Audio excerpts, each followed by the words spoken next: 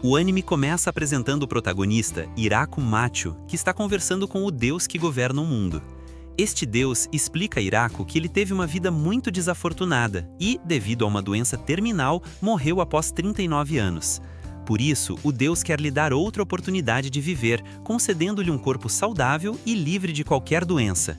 Isso se deve ao fato de que a razão pela qual Hirako teve que viver uma vida tão cruel foi, em parte, um erro do próprio Deus, que agora deseja corrigir, dando-lhe a vida que ele sempre quis. O Deus então pergunta ao protagonista se ele tem algum pedido. Depois de pensar um pouco, Hirako diz que quer tentar a agricultura, já que, quando estava preso em sua cama de hospital, gostava muito de assistir a um programa de televisão que tratava da experiência agrícola de um idol. E como não pôde ser muito sociável em sua vida anterior, ele gostaria de cultivar pacificamente em um lugar afastado da civilização. O deus do mundo concorda e diz ao protagonista que lhe dará uma nova vida e um corpo saudável. Após ter conseguido a aprovação do deus da agricultura, ele concede a Hirako o poder de uma ferramenta agrícola onipotente. Sem explicar nada, o deus apenas lhe diz para aproveitar sua segunda vida ao máximo e o envia para o mundo. O protagonista então acorda com um corpo saudável no meio da floresta, surpreso por poder mover seu corpo depois de tanto tempo. Isso deixa muito animado e ele decide começar sua segunda vida cultivando naquele mundo. No entanto, ele percebe que está no meio da floresta e não há nada ao seu redor além de árvores, sem saber por onde começar. Ele se lembra da ferramenta agrícola onipotente que o deus mencionou. Assim que ele pensa na ferramenta, ela aparece magicamente em sua mão em forma de enxada. Ao usá-la, ele percebe que ela possui algum tipo de poder mágico, pois consegue atravessar terrenos duros e raízes de árvores sem nenhum problema, transformando tudo em terra perfeita para cultivar. Mesmo assim, o protagonista se concentra em tentar encontrar comida e água. Ele passa seu tempo procurando um rio ou algo para comer, mas, para sua desgraça, não encontra nada. Em vez disso, ele encontra uma enorme árvore no meio da floresta. Sendo um grande ponto de referência, ele decide estabelecer sua base ali. Como não conseguiu encontrar nenhum rio ou lago por perto, ele decide cavar um poço usando sua ferramenta agrícola onipotente. Essa ferramenta especial pode assumir a forma de qualquer ferramenta em que ele pense, exceto máquinas complicadas. Assim, com uma pá, ele consegue cavar um poço em pouco tempo e percebe que não se sente cansado em nada. Quando finalmente encontra água, ele decide que precisa procurar comida, mas percebe que realmente não sente fome. Por isso, ele se dedica a construir uma base mais adequada usando sua ferramenta agrícola onipotente, o que facilita bastante o trabalho. Em pouco tempo, ele consegue limpar os arredores da enorme árvore, mas sem a sorte de encontrar algo comestível. Ao ver uma árvore no caminho, ele decide transformar sua ferramenta em um machado, planejando cortá-la com cuidado, já que ela atrapalha sua área de cultivo. Apesar de pensar em cortar a árvore aos poucos com seu machado, surpreendentemente ele a corta com um único movimento e sem nenhum esforço. Isso surpreende muito o protagonista, que corre para ver a pesada árvore caindo em segundos. Obviamente, isso se deve à habilidade que o deus lhe concedeu. Ele não perde tempo e começa a processar a madeira. Graças à sua ferramenta, ele consegue cortar madeira dura como se fosse manteira e logo se livra de várias árvores. Mas, apesar de ter madeira, o protagonista realmente não tem ideia de como construir uma casa do zero, sem pregos ou adesivos. Quando o sol começa a se pôr e em pânico por não ter nenhuma fonte de luz, já que não pode usar ferramentas para criar algo que ilumine, ele tenta fazer fogo, mas já é muito tarde. Ele se resigna a passar a noite em um buraco que ele cavou no tronco da árvore. Como não conseguia dormir, ele transformou sua ferramenta em um cinzel para talhar utensílios que poderá usar quando construir sua cabana. Quando finalmente amanhece, ele consegue fazer fogo e limpa ainda mais a área para poder plantar no campo. Isso porque, independentemente do tempo que passou, o protagonista não sente cansaço ao usar sua ferramenta. No entanto, ele nota que começou a sentir fome e pensa em ir procurar comida. Mas antes que possa fazer algo, um coelho selvagem salta em direção ao protagonista, que não tem outra opção senão usar sua ferramenta para se defender. Sem ter planejado, o coelho acaba sendo sua primeira refeição naquele mundo. Depois de finalmente ter comido, o protagonista constrói um banheiro e depois começa a trabalhar na terra para começar a semear um campo, pensando em tudo o que poderia colher. Ao entardecer, ele finalmente termina de preparar a terra de todo o seu campo, mas percebe que ainda não tem sementes para semear. Sem muito o que fazer, o protagonista decide dormir para procurar sementes no dia seguinte. Mas quando acorda, fica muito surpreso ao ver que, graças à ferramenta agrícola onipotente, brotos de plantas crescem na terra que ele havia preparado. O próximo passo é proteger seu campo de coelhos gigantes e outros possíveis monstros. O protagonista começa a construir uma cerca ao redor da área, criando uma grande vala para que os coelhos não passem. Durante vários dias trabalhando na cerca, ele consegue comida graças aos coelhos que tentaram atacá-lo novamente. Enquanto isso, as plantas crescem cada vez mais rápido, especialmente ao regá-las com a ferramenta especial que o protagonista transformou em regador. Depois de muito trabalho, Hiraku finalmente consegue construir uma pequena cabana, que embora não seja grande coisa, se mostra melhor do que viver em um tronco. Os dias passam e, ao contrário de sua vida anterior, o protagonista aproveita cada dia e se sente cada vez mais motivado. Um dia, o protagonista encontra 2 cães aparentemente nos arredores de seu campo. Ele então coloca uma tábua de madeira para que ambos os cães passem e depois os alimenta com a carne de um javali que havia caçado anteriormente, apenas porque o animal tentava saltar a cerca. Depois de um tempo, o protagonista leva os cães para sua pequena cabana para que passem a noite ali, já que aparentemente a fêmea estava prestes a dar à luz. Na manhã seguinte, Hiraku se emociona ao ver 4 filhotes novos na cabana. Ele então corta a melhor parte do javali para dar aos cães em celebração ao parto. Depois de alguns dias, o protagonista constrói uma cabana maior para ele, já que os cães ficaram com a primeira que ele construiu. Finalmente, as primeiras colheitas já estavam prontas, e ele consegue colher tomates com sucesso. Os cães, que ele chamou de Kuru e Yuki, aparentemente decidiram viver com ele permanentemente. Enquanto o tempo passa, ele cuida alegremente de suas plantações, e os cães se encarregam de caçar e patrulhar os arredores. Por outro lado, o Deus do mundo é mostrado novamente, perguntando-se como Hiraku estará, mas quando ele decide dar uma olhada naquele mundo, ele se assusta ao perceber que realmente o enviou para uma floresta em uma zona muito perigosa, cheia de monstros malignos, uma floresta que até chamam de Floresta da Morte. O Deus fica bastante alarmado com isso, mas lamentavelmente não pode fazer nada para intervir, pois seria uma infração às regras. Enquanto isso, depois de um tempo, as plantações do protagonista avançam e ele percebeu que, para semear, precisa pensar na fruta ou verdura que quer enquanto ara a terra, e isso será o que crescerá ali, sem a necessidade de sementes. Ele também semeou árvores frutíferas nos arredores, embora soubesse que essas levariam mais tempo. A comida também foi melhorando com o tempo, graças aos vegetais, embora ele não tivesse conseguido sal. Um dia, o protagonista notou que os cães começaram a ter um chifre crescendo na cabeça, mas não deu muita importância, afinal, ele estava em um mundo diferente. Graças aos cães, Hiraku consegue explorar a floresta sem se perder. Um dia, ele finalmente conseguiu encontrar um rio. Assim, ele planeja criar um caminho para conectar a água do rio até a sua casa, embora isso leve bastante tempo, já que o rio fica a 30 minutos a pé. Ainda assim, o protagonista se concentra em expandir seu campo de cultivo, plantando trigo, cana-de-açúcar para fazer doces e outras coisas necessárias. Logo ele percebe que está começando a fazer cada vez mais frio e entende que o inverno está próximo, então precisa se preparar. Para se abrigar, ele tenta usar peles de coelhos gigantes, mas desiste ao ver o quão mal elas cheiram.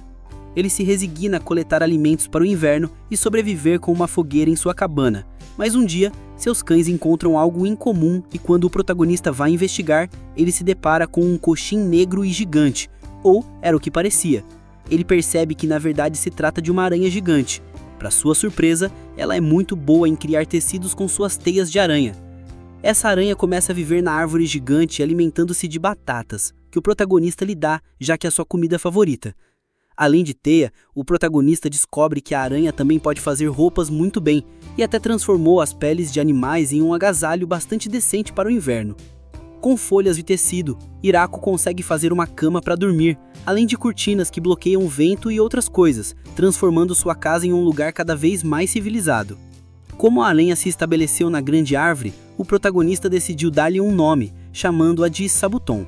Em pouco tempo, o inverno chega, cobrindo tudo de neve. Enquanto os cães se recolhem em sua própria cabana, a aranha hiberna em sua árvore, e o protagonista passa todo o tempo dentro de sua cabana junto à fogueira, alimentando-se de vegetais sem sal, já que até o momento ainda não conseguiu sal. Apesar de seu estilo de vida tranquilo, Hiraku não consegue evitar se sentir muito sozinho, pois nem se lembra da última vez que falou com alguém, e ele se preocupa com a possibilidade de até esquecer como falar. Eventualmente, o rio começa a descongelar, derretendo a neve, e em pouco tempo chega a primavera. O protagonista finalmente sai de sua cabana. Depois de alguns dias, ele nota que algo acontece com os filhotes que, aparentemente, já haviam crescido. Um dia, todos os filhotes entram na floresta, abandonando seu ninho. Hiraku não consegue evitar sentir alegria e tristeza, depois de tê-los criado e vê-los crescerem tão rápido. Para sua surpresa, alguns dias depois, os filhotes voltaram, pois ao que parece todos foram à floresta para procurar parceiros. Logo, o protagonista é tomado por outra surpresa ao ver que Sabuton, depois de muito tempo, apareceu com um grupo de bebês.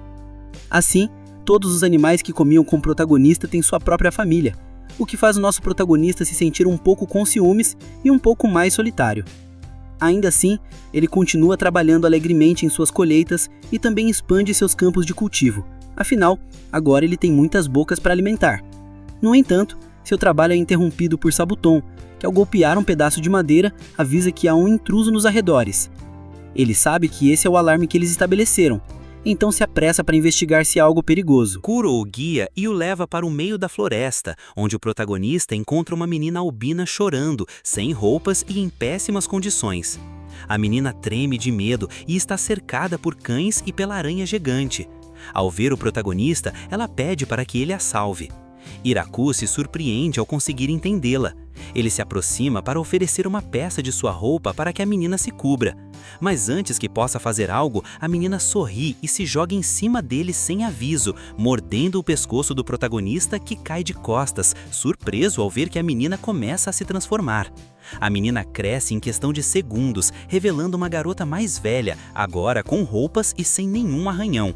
A garota agradece ao protagonista por salvá-la e em pouco tempo os cães pulam atacando-a novamente. O protagonista os detém e quando os cães se afastam, eles notam que a garota voltou a ter o corpo de uma menina, ficando menor novamente.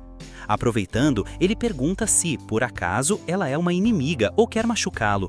A albina responde que não e pede para que ele pare de lançar seus cães nela. O protagonista a confronta, dizendo que isso só aconteceu porque ela o mordeu, mas ela diz que simplesmente não pôde evitar. Hiraku percebe que ela realmente parece inofensiva e logo entende que ela só bebeu seu sangue para recuperar sua força. Isso se deve ao fato de que ela usou muita de sua energia, por isso não conseguia manter a forma de seu corpo nem suas roupas. Então o protagonista pergunta por que os cães a atacaram, e ela responde que pensou que poderia enfrentar um deles, então sim, ela iniciou tudo. Mesmo assim, o protagonista se sente mal pela surra que lhe deram, então ele se oferece para deixá-la beber um pouco mais de seu sangue para que ela possa se recuperar. Assim, a pequena albina começa a beber de seu sangue, e embora o protagonista se sinta um pouco fraco porque ela está bebendo muito de seu sangue, ele não sente nenhum efeito disso, o que provavelmente se deve à vantagem de ter o corpo tão saudável. A pequena vampira volta a crescer, comentando que nunca havia provado um sangue tão cheio de vitalidade, por isso ela deve levar uma vida muito saudável. Hiraku a observa por um segundo e diz que ela está menor do que da última vez que se transformou. A garota responde que se ele vivesse mais sangue, ele estaria em perigo, mas o protagonista garante que ela pode beber o quanto quiser. Assim, quando termina, a garota volta ao seu tamanho original e acompanha Hiraku a seus campos de cultivo, surpresa que algo assim exista dentro daquela floresta. O protagonista lhe mostra suas plantações e descobre que ela nunca havia visto um tomate antes, pelo que aparentemente não são normais naquele mundo.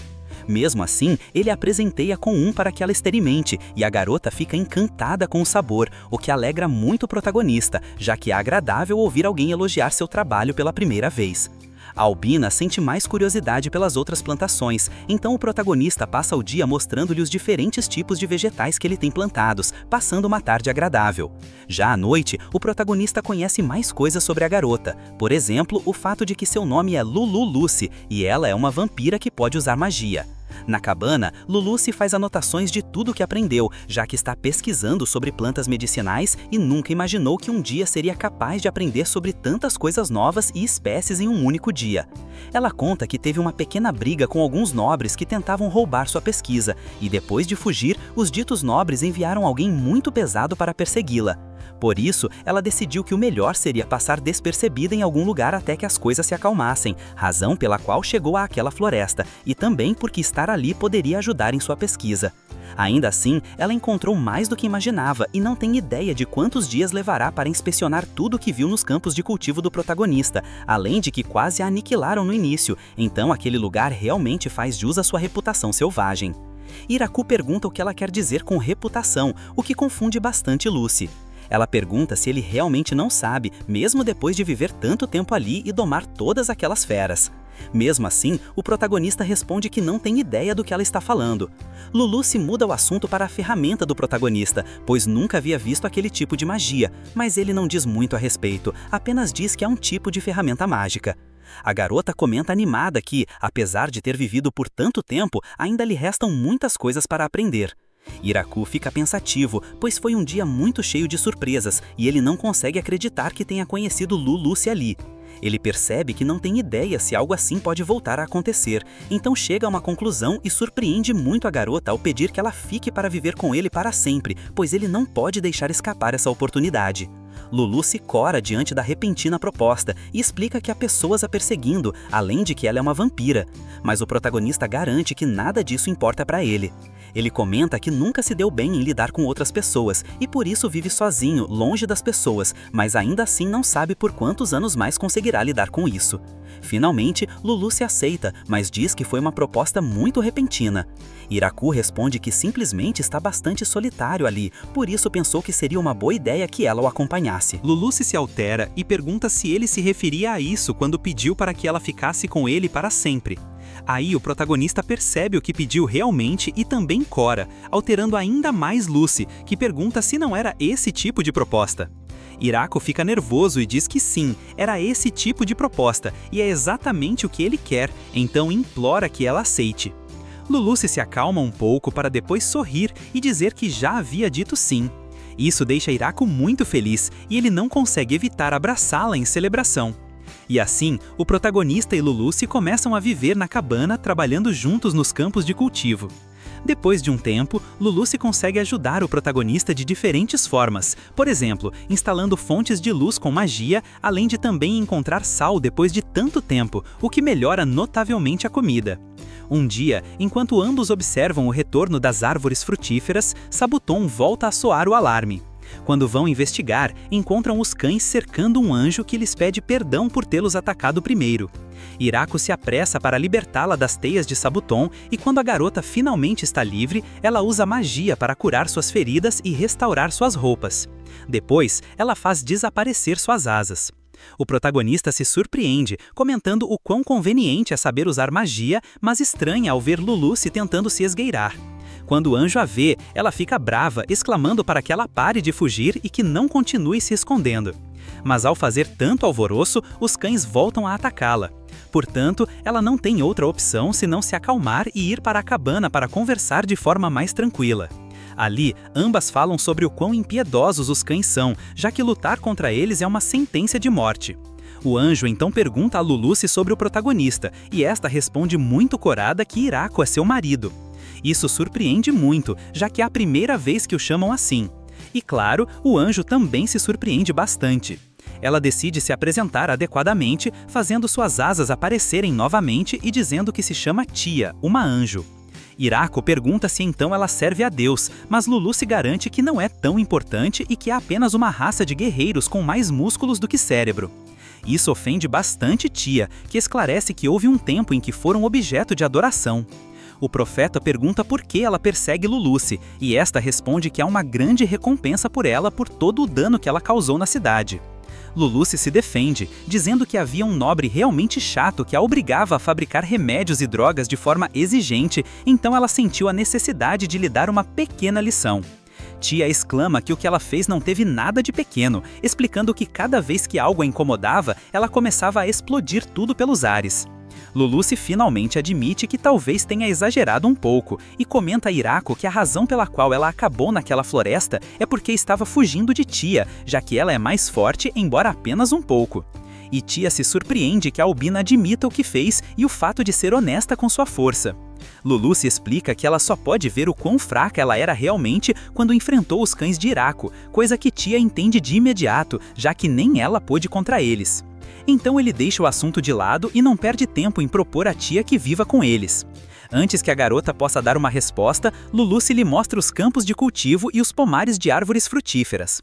Também lhe apresenta Sabuton, mas ao ver a enorme aranha, Tia desmaia de susto e teve a mesma reação quando lhe apresentaram os cães. O resto do dia, ela passou ajudando Hiraku e Lucy a colher algumas safras, chegando a provar folhas de repolho frescas e ficando encantada com o sabor. Ao entardecer, eles terminam de colher muitos vegetais e Tia fica completamente exausta. Já à noite, eles conseguem provar morangos pela primeira vez e novamente ficam ainda mais encantadas com o sabor. Isso é suficiente para convencê-la de que o trabalho agrícola é muito mais satisfatório do que ela esperava. Luluce então lhe diz que está decidido o fato de que ela viverá com eles, desesperada no fundo por não conseguir lidar com tudo se ficasse sozinha. Assim, de forma definitiva, Tia começa a viver com eles, ajudando com os cultivos e até com a construção, criando golems de pedra que levantam o material pesado. Um dia, Tia pergunta ao protagonista se eles podem cultivar muito mais morangos, mas Heracles explica que, mesmo que expandam os campos de cultivo, não serão capazes de acompanhar todas as colheitas, já que estão funcionando no máximo de sua capacidade. Além disso, se cultivarem demais, talvez não sejam capazes de terminar de comer tudo o que colherem. Enquanto caminham, encontram mais filhotes, já que os filhos de Kuro e Yuki tiveram seus próprios filhos, tornando-se uma grande família de cães. E como a cabana não será grande o suficiente, o protagonista decide construir uma área para cães junto ao pomar. Enquanto isso, vários dos filhos de Sabuton também partem em viagem, então restam apenas alguns. Dias depois, Tia também decide partir, esclarecendo que não ficará fora por muito tempo e deixando o lugar. Dias depois, ela voltou junto com 7 garotas, explicando que todas são altos elfos que viviam em um vilarejo muito ao norte, mas a maioria de seu povo foi aniquilada depois de serem arrastadas para a Guerra dos Humanos. Por isso, sua raça se dispersou e desde então vagam pela terra procurando um lugar para se estabelecer e chamar de lar. Por essa razão, Tia pede a Hiraku que as deixe viver com eles também, prometendo que são muito boas trabalhadoras. Luluce comenta que é uma boa ideia, já que os altos elfos são uma raça com muito talento, além de que são muito jovens. Uma delas diz que é a mais velha e tem apenas pouco mais de 400 anos, enquanto a mais nova diz que tem uns 300 anos. O protagonista lhes diz que podem vir, mas que tem que se dar bem com todos os diferentes companheiros que já vivem ali. As garotas ficam muito felizes, esclarecendo que não tem nenhum problema com isso. Ainda assim, elas também desmaiam ao ver que os companheiros são Sabuton e os cães. Durante dias, eles se dedicaram a construir um novo lugar, maior, já que as 7 queriam viver juntas. Por sorte, todas sabiam mais de construção do que Hiraku. Ainda assim, as garotas se surpreenderam muito ao ver que o protagonista cortava árvores gigantes sem esforço. Todos trabalhando juntos e o protagonista aprendendo muito com as garotas, avançando cada vez mais na construção. Assim, depois de 10 dias, conseguiram construir uma casa muito maior e melhor do que a pequena cabana do protagonista. Hiraku sente um pouco de ciúmes, mas fica feliz por agora conhecer as técnicas dos altos elfos e poder reconstruir sua própria cabana. Depois que as garotas se estabelecem em sua nova casa, elas passam seus dias ajudando nos campos de cultivo. Elas comentam a Hiraku que, como agradecimento por deixá-las viver ali, planejam fazer alguns trabalhos de mineração e ferraria para ele, algo em que são muito boas. Depois de uns 200 anos vagando pelo mundo sem lar, elas gostariam de começar construindo um forno que possa fundir ferro. Em pouco tempo, as garotas montam rapidamente um posto de ferraria, onde fabricam coisas muito úteis para sua estadia ali. Pouco depois, elas notam o campo de trigo e fazem pão usando sua própria levedura, o que emociona muito o protagonista. Enquanto todos comem pão, Hiraku de repente pensa em algo e, embora seja um pouco tarde, pergunta a Lucy se a terra em que estão pertence a alguém. Ela responde que não realmente, mas que tecnicamente a floresta está sob o controle do Rei Demônio. O protagonista se apavora ao ouvir isso, mas Lulu se esclarece que, enquanto ele não tiver recebido nenhum tipo de apoio ao construir tudo, não há nada com o que ele deva se preocupar. E como Hiraku construiu tudo por conta própria, sem nenhuma ajuda, a terra lhe pertence. É assim que funciona ali. Portanto, todos continuam vivendo pacificamente na floresta, embora as garotas comentem entre si o quão surpreendente Hiraku é, já que não apenas domesticou todos aqueles lobos infernais, mas também domesticou uma aranha-demônio e nem mesmo tem ideia de que são criaturas extremamente perigosas. Um dia, ele encontra uma abelha-rainha gigante que Sabuton capturou, querendo que Hiraku a adote. Embora pareça perigoso, a abelha se recusa a atacar por estar tão assustada com Sabuton. Assim, o protagonista fica com a abelha e constrói uma casinha para o ninho da abelha perto do pomar. Ao contrário da abelha rainha, as abelhas operárias são do tamanho normal e conseguem construir um grande ninho dentro da casinha em apenas 10 dias. O protagonista também constrói um enorme tanque para quando for extrair água do rio através do canal. Embora ele tenha que construí-lo, já que usar madeira para o canal causaria muitos vazamentos. Hiraku usa sua ferramenta agrícola onipotente para compactar a terra perfeitamente, criando assim um material tão duro quanto o concreto. Com toda a terra que sobrou ao escavar o tanque, o protagonista fabrica peças suficientes para montar o canal. Com a ajuda das elfas, ele trabalha muito para construir rapidamente o canal, e em tempo recorde, eles já tinham uma conexão de água do rio até o tanque. O protagonista também fica feliz ao ver que até peixes chegam ao tanque, já que não tinham conseguido nenhum antes. Luluce se preocupa um pouco ao ver que Hiraku cozinha os impiedosos peixes da Floresta da Morte, já que não tem ideia se são seguros para comer. Então, eles deixam o protagonista prová-los primeiro para ver se é seguro. Hiraku come o peixe depois de muito tempo, notando que tem gosto de salmão, e então oferece às garotas também. Como todas amaram, o protagonista conservou os outros peixes que pegaram para guardá-los no armazém. E como agora tem uma via de água construída, Hiraku diz às garotas que seu próximo objetivo é construir um arrozal. Ele rapidamente constrói os campos de cultivo, enchendo-os de água. Depois, todas as garotas o ajudam a semear o arroz, enquanto os filhos de Sabuton se encarregam de manter as pragas longe da área. As plantas de arroz crescem muito mais rápido do que o protagonista esperava, então eles rapidamente colhem o arroz e o deixam secando ao sol. Quando perdem toda a umidade, eles começam a debulhá-lo para depois eliminar qualquer tipo de folha ou material vegetal. Depois de um longo processo, os grãos de arroz finalmente estão prontos. Assim, o protagonista os cozinha e depois faz bolinhos de arroz recheados com peixe que ele cozinhou antes. Ditos bolinhos de arroz são um sucesso entre todas as garotas, tanto que nem mesmo deixam nenhum para ele. O protagonista continua trabalhando nos campos de arroz durante os dias seguintes, e o trabalho fazia com que ele terminasse sempre cheio de lama. O protagonista decide construir um lugar para tomar banhos quentes. A construção começou em seguida, e em pouco tempo eles fabricaram os fornos para aquecer a água, construíram uma área de lavagem e uma banheira muito grande com solução para as águas residuais. Tia recomendou usar slimes, já que estes se alimentam de produtos de descarte e matéria orgânica morta, e depois a depuram, então são praticamente máquinas de limpeza da natureza. Portanto, Tia atrai vários slimes e o protagonista os lança em uma piscina de purificação que ele construiu para os slimes das águas residuais, resolvendo esse problema. Enquanto Hiraku recolhe lenha, ele nota um pequeno cogumelo em um pedaço de madeira. Mas como ele não sabe diferenciar os cogumelos daquele mundo, ele tem uma ideia e, em 2 troncos de madeira, usa a ferramenta agrícola onipotente para cultivar cogumelos que ele conhece. Ao terminar com isso, ele decide finalmente experimentar o banheiro que construiu. Depois de ensinar às garotas como funciona, ele entra na banheira. Depois de muito tempo, já que em sua outra vida ele não podia tomar banho enquanto estava hospitalizado, ao entrar na água quente, Hiraku entra em um estado de relaxamento completamente feliz. No entanto, sua super relaxamento é interrompido quando as demais garotas entram à banheira. Assim, ele não pode relaxar como esperava, e apesar de ter proposto a ideia de construir um banheiro apenas para homens, as garotas se negaram à ideia de que ele tivesse um banheiro inteiro só para ele. Dias depois, Hiraku descobre que seu cultivo de cogumelos foi um sucesso, então ele decide fazer um ensopado. Mas antes, os cães chamam sua atenção porque encontraram um grupo de 5 elfas e as levaram até sua propriedade. Lia explica que elas viviam no mesmo vilarejo e que tinham aproximadamente 200 anos.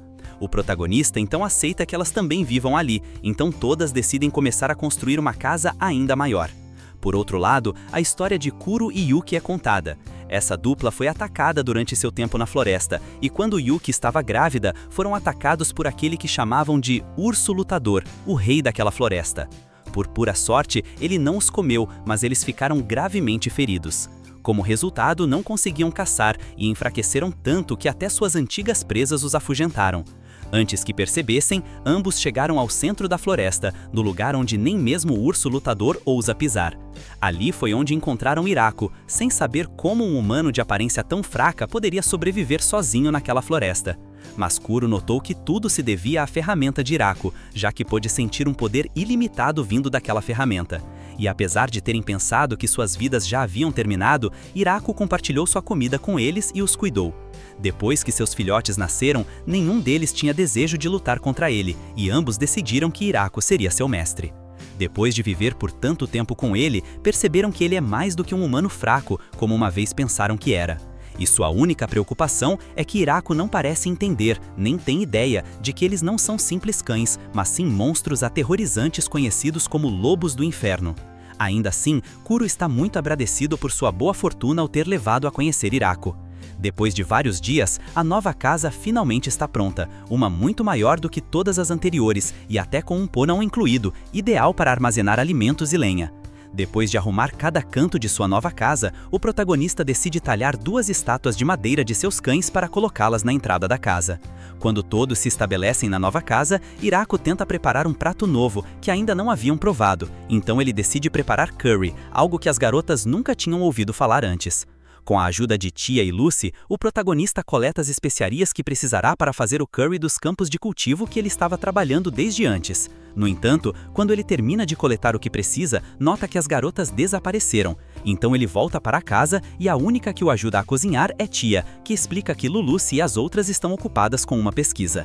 Enquanto ambos cozinham, os aromas da comida atraem as outras garotas e até os cães, que se limitam a observar. Ao entardecer, Tia e Lulu se voltam e o curry finalmente está pronto. Assim, todas se reúnem para comer. Como era de se esperar, todas amaram tanto que, novamente, comeram tudo e não deixaram nada. Dias depois, todos começam a se preparar para o inverno que se aproxima, já que passariam a maior parte do tempo dentro da casa. Por isso, o protagonista se encarrega de armazenar lenha suficiente no porão e pede a Sabuton cobertores extras com antecedência. Enquanto as elfas trabalham na forja e em outros projetos, Tia e Lucy se encarregam de conservar um pouco de comida para o inverno, já que, como os cães não podem caçar muito bem durante o inverno, ele quer armazenar a maior quantidade de carne possível e se abastecer com tudo. Iraco também cria um armazenamento de neve para conservar os vegetais durante o inverno. Quando o protagonista vê as garotas usarem magia para trabalhar, ele pensa em quão útil seria poder usar magia, embora seja algo que só ele não pode fazer. À noite, ele fala com Lucy, que explica que ele não pode usar magia sem estudá-la, mesmo que seja magia básica. O protagonista admite que simplesmente as viu usarem com tanta facilidade que pensou que ele também poderia, mas, não importava quantas vezes tentasse, nunca conseguiu. Ainda assim, o protagonista expressa o quão feliz está em poder contar com a ajuda delas, já que elas são incríveis, e a única coisa que ele tem feito é trabalhar no jardim e cozinhar. Ao ouvir isso, Lúcio faz se sentir melhor, dizendo-lhe que, na verdade, ele é o mais incrível ali, já que ninguém conseguiu viver naquela floresta por tanto tempo da forma como ele tem feito, tornando-o o primeiro e único a conseguir. Quando o inverno chega, Iraco talha madeira para fazer jogos de tabuleiro, já que precisam de entretenimento enquanto ficam dentro de casa. Depois de explicar as regras dos jogos, a maioria das garotas começa a jogar, mostrando seu lado competitivo. Até Kuro ajuda em algumas partidas, e Yuki joga sua própria partida de xadrez contra ele. A curiosa se surpreende que os cães entendam as regras, e embora pareça fofa à primeira vista, ela pode sentir uma energia aterrorizante vinda deles. Portanto, ela decide não desafiá-los nem se aproximar. Até Lucy tenta jogar contra os cães, mas termina com uma derrota retumbante. O protagonista também joga mahjong contra as garotas e tenta vingar Lucy, mas assim como ela, termina sendo completamente derrotado. Por isso, ele decide jogar um mini-jogo de voos que havia construído também, mas mesmo nesse jogo, as garotas o superam. Assim, passaram o inverno todos juntos em um ambiente muito acolhedor e jogando o dia todo. Os dias passam mais rápido do que esperavam, pois pouco depois a neve derrete e a primavera volta a chegar. Quando o clima está mais quente, Iraco sai da casa para dar umas batatas a Sabuton. Mas antes que possa fazer algo, eles ouvem o alarme repetidas vezes.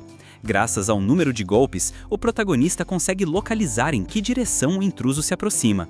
Então eles olham nessa direção e conseguem ver uma enorme criatura em alta velocidade no gelo. Iraco pergunta se por acaso se trata de um dragão, mas Tia lhe esclarece, muito preocupada, que se trata de um wyvern. A besta se prepara para atacar, então Tia e Lucy se encarregam de criar uma defesa mágica. Ambas conseguem criar uma enorme barreira que protege todo o lugar, incluindo a grande árvore. Mesmo assim, vários escombros em chamas caem perto dos campos de cultivo, então as elfas se encarregam de apagar o fogo. Tia pergunta se eles deveriam atacar, mas Lucy admite que nem mesmo tem certeza se podem atravessar a barreira do wyvern e também não podem escapar, já que as bestas os seguirão do céu. O protagonista se desespera sem saber o que fazer, assim como as garotas, pois a ameaça parece não ter planos de ir embora, ignorando todos os outros. Hiraku diz a si mesmo que o mais importante é proteger a todos. Ao ter esse pensamento, surpreendentemente, sua ferramenta agrícola onipotente se transforma em uma poderosa lança. Apesar de não entender tudo, Hiraku não perde tempo e decide usar a lança contra o Wyvern. A besta cria 3 barreiras de proteção contra o ataque, mas a lança do protagonista as rompe completamente, conseguindo atravessar uma das asas do Wyvern. A lança volta para a mão do protagonista, que, sem hesitar, a lança novamente com muita força e desta vez atravessa o peito do Wyvern, fazendo-o cair na floresta. Quando tudo termina, as garotas ficam sem palavras, completamente surpresas. Apesar de ter havido alguns danos no campo de cultivo, todos os edifícios terminam bem, então eles decidem ir ver o cadáver do Wyvern na floresta. Ao encontrá-lo, o protagonista pergunta se há muitas dessas bestas. Lulucci responde que sim, mas apenas nos lugares onde vivem, além de que é muito raro encontrar um tão grande. Com bastante seriedade, Hiraku pergunta então se há alguma possibilidade de que alguém tenha enviado aquele Wyvern especificamente para atacá-los. Mas Tia diz que é pouco provável, já que mesmo que esse Wyvern estivesse sob o comando de alguém, não enviaria uma criatura tão rara e tão valiosa por conta própria.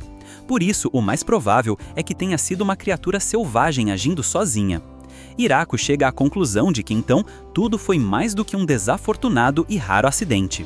Apesar de ter criado um ambiente um tanto tenso, toda a seriedade do protagonista desaparece quando ele pergunta se o Wyvern pode ser comido.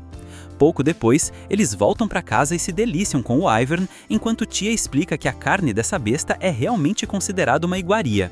Hiraku prepara um bife com especiarias, bolinhos de carne no vapor e até um guisado com vegetais feito com a carne da cauda do Wyvern.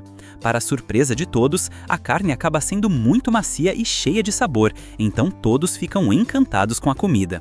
Durante o jantar, Lucy pergunta discretamente à Tia se ela teria sido capaz de bloquear um ataque da lança que Hiraku usou anteriormente. Mas esta responde que, seriamente, é impossível, afinal, é apenas um ataque com o qual ele atravessou uma barreira de 3 camadas de um Wyvern e depois atravessou o peito dele. Ambas as garotas chegam à conclusão então que realmente tiveram sorte de que Kuro e os cães foram os primeiros com quem se encontraram ao chegar na floresta. Por outro lado, o castelo do Rei Demônio é mostrado no reino demoníaco de Galgardo. Ali, Bezel, Randan e Graha, 3 dos 4 grandes generais do Rei Demônio, falam sobre o relatório que receberam de um Wyvern que foi derrubado. Nenhum deles consegue acreditar que uma besta tenha sido derrotada assim, já que se um único Wyvern se aproximasse deles, seria suficiente para mobilizar todas as suas forças. Bezel explica que, segundo o relatório, o enorme Wyvern foi atacado do chão e foi morto com 2 impactos. Os outros 2 generais ficam incrédulos e até entram em pânico diante da informação, dizendo que não podem lutar contra algo assim. Graha, o mais calmo dos 3, declara que, antes que o medo e o pânico comecem a se espalhar entre os cidadãos, eles, como os 4 generais, devem lidar com a situação.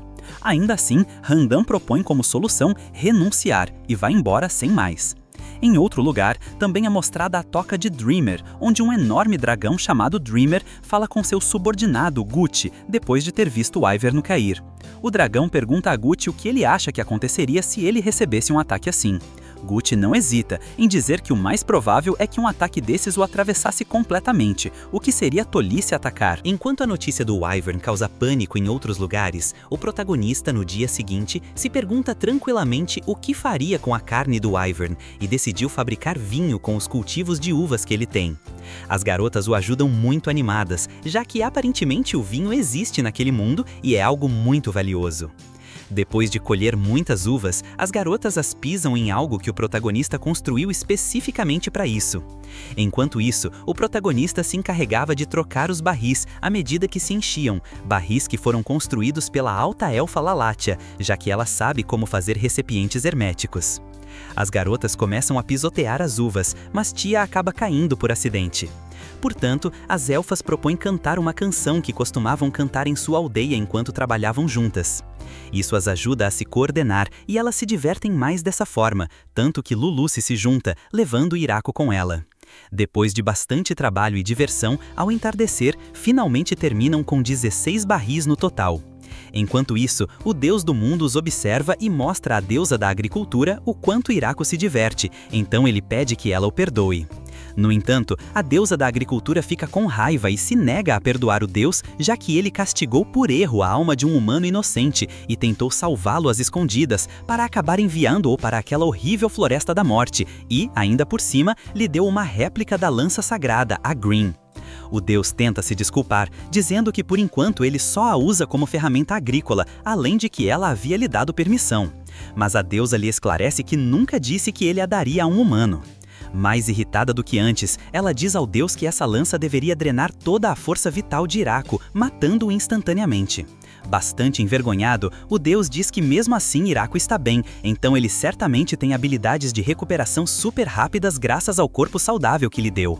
Apesar disso, a deusa repreende o deus e, ao que parece, seu pai foi bastante descuidado, e como castigo, ele terá que ficar sentado em um lugar fixo por 300 anos. Voltando ao protagonista, depois que Sabuton toca o alarre, ele encontra uma pequena vampira na floresta novamente. Lulucci se surpreende ao vê-la e a reconhece como Fiora, sua irmã. Pouco depois, eles a levam para casa e ela explica que, depois de ouvir que a infame anjo estava perseguindo Lulucci, decidiu segui-la até ali. O protagonista lhe diz que ela já está ali e pode relaxar e ficar um tempo com eles. Fiora o olha e comenta que lhe custa acreditar que ele seja o marido de sua irmã, já que algo não se encaixa. Mas ao sentir o olhar arrepiante de Kuro, Fiora se assusta e se retrata de tudo o que disse. Lulucci esclarece que Iraco é quem manda naquele lugar e é o mestre de todos aqueles lobos infernais que ela viu, além do fato de que também...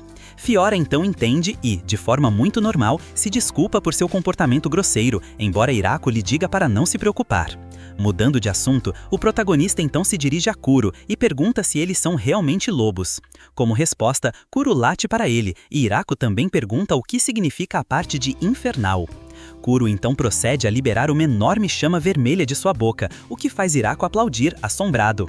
Enquanto isso, Lulucci não consegue acreditar no fato de que Iraco tenha estado vivendo todo esse tempo com eles sem realmente saber, pois são bestas mágicas bastante conhecidas. À noite, o protagonista prepara um bom jantar para Fiora como desculpa pelo que Kuro e os lobos a fizeram passar.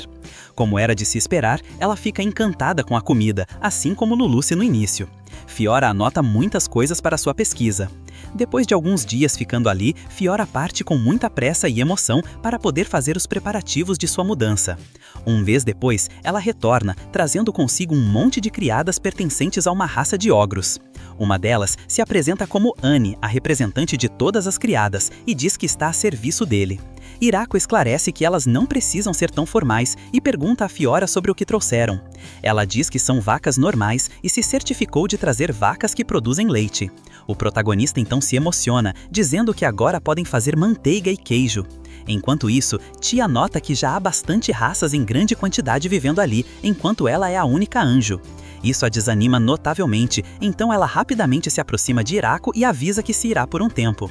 Pouco depois, Tia volta com suas subordinadas, Gran Maria, Kudeli e Corone, 3 anjos com armadura de aspecto sério e grandes armas. Também um grupo de homens lagarto, cujo representante se chama Daga, e este também traz uma galinha em uma gaiola. O protagonista pergunta se a galinha cospe fogo, algo desconfiado, mas Tia garante que a galinha que trouxe apenas põe ovos. Iraco então lhes agradece, deixando as garotas muito felizes. Graças a todos, o lugar onde vivem se tornou muito mais civilizado.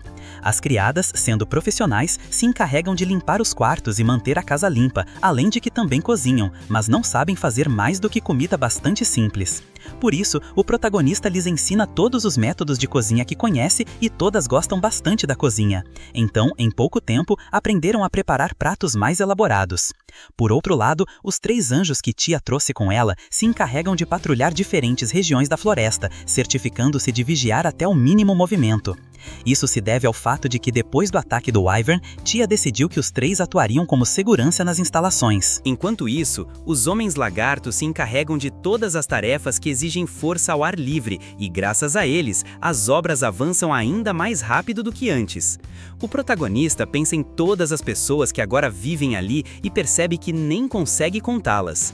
Nesse exato momento, Lia se aproxima e o informa que trouxe todas as altas elfas que ainda vagavam pela floresta. Ao ver tantas garotas, Hiraku pergunta se não há nenhum homem, mas Lia explica que, na verdade, não houve homens que sobreviveram naquela época. Ainda assim, ela garante que está tudo bem, já que podem começar a tê-los em breve. Sem perguntar absolutamente nada, o protagonista lhes deseja sorte e decide não questionar como farão isso. Alguns dias depois, Hiraku reúne todos os diferentes representantes de todas as raças e lhes diz que quer inventar um nome para o lugar onde vivem.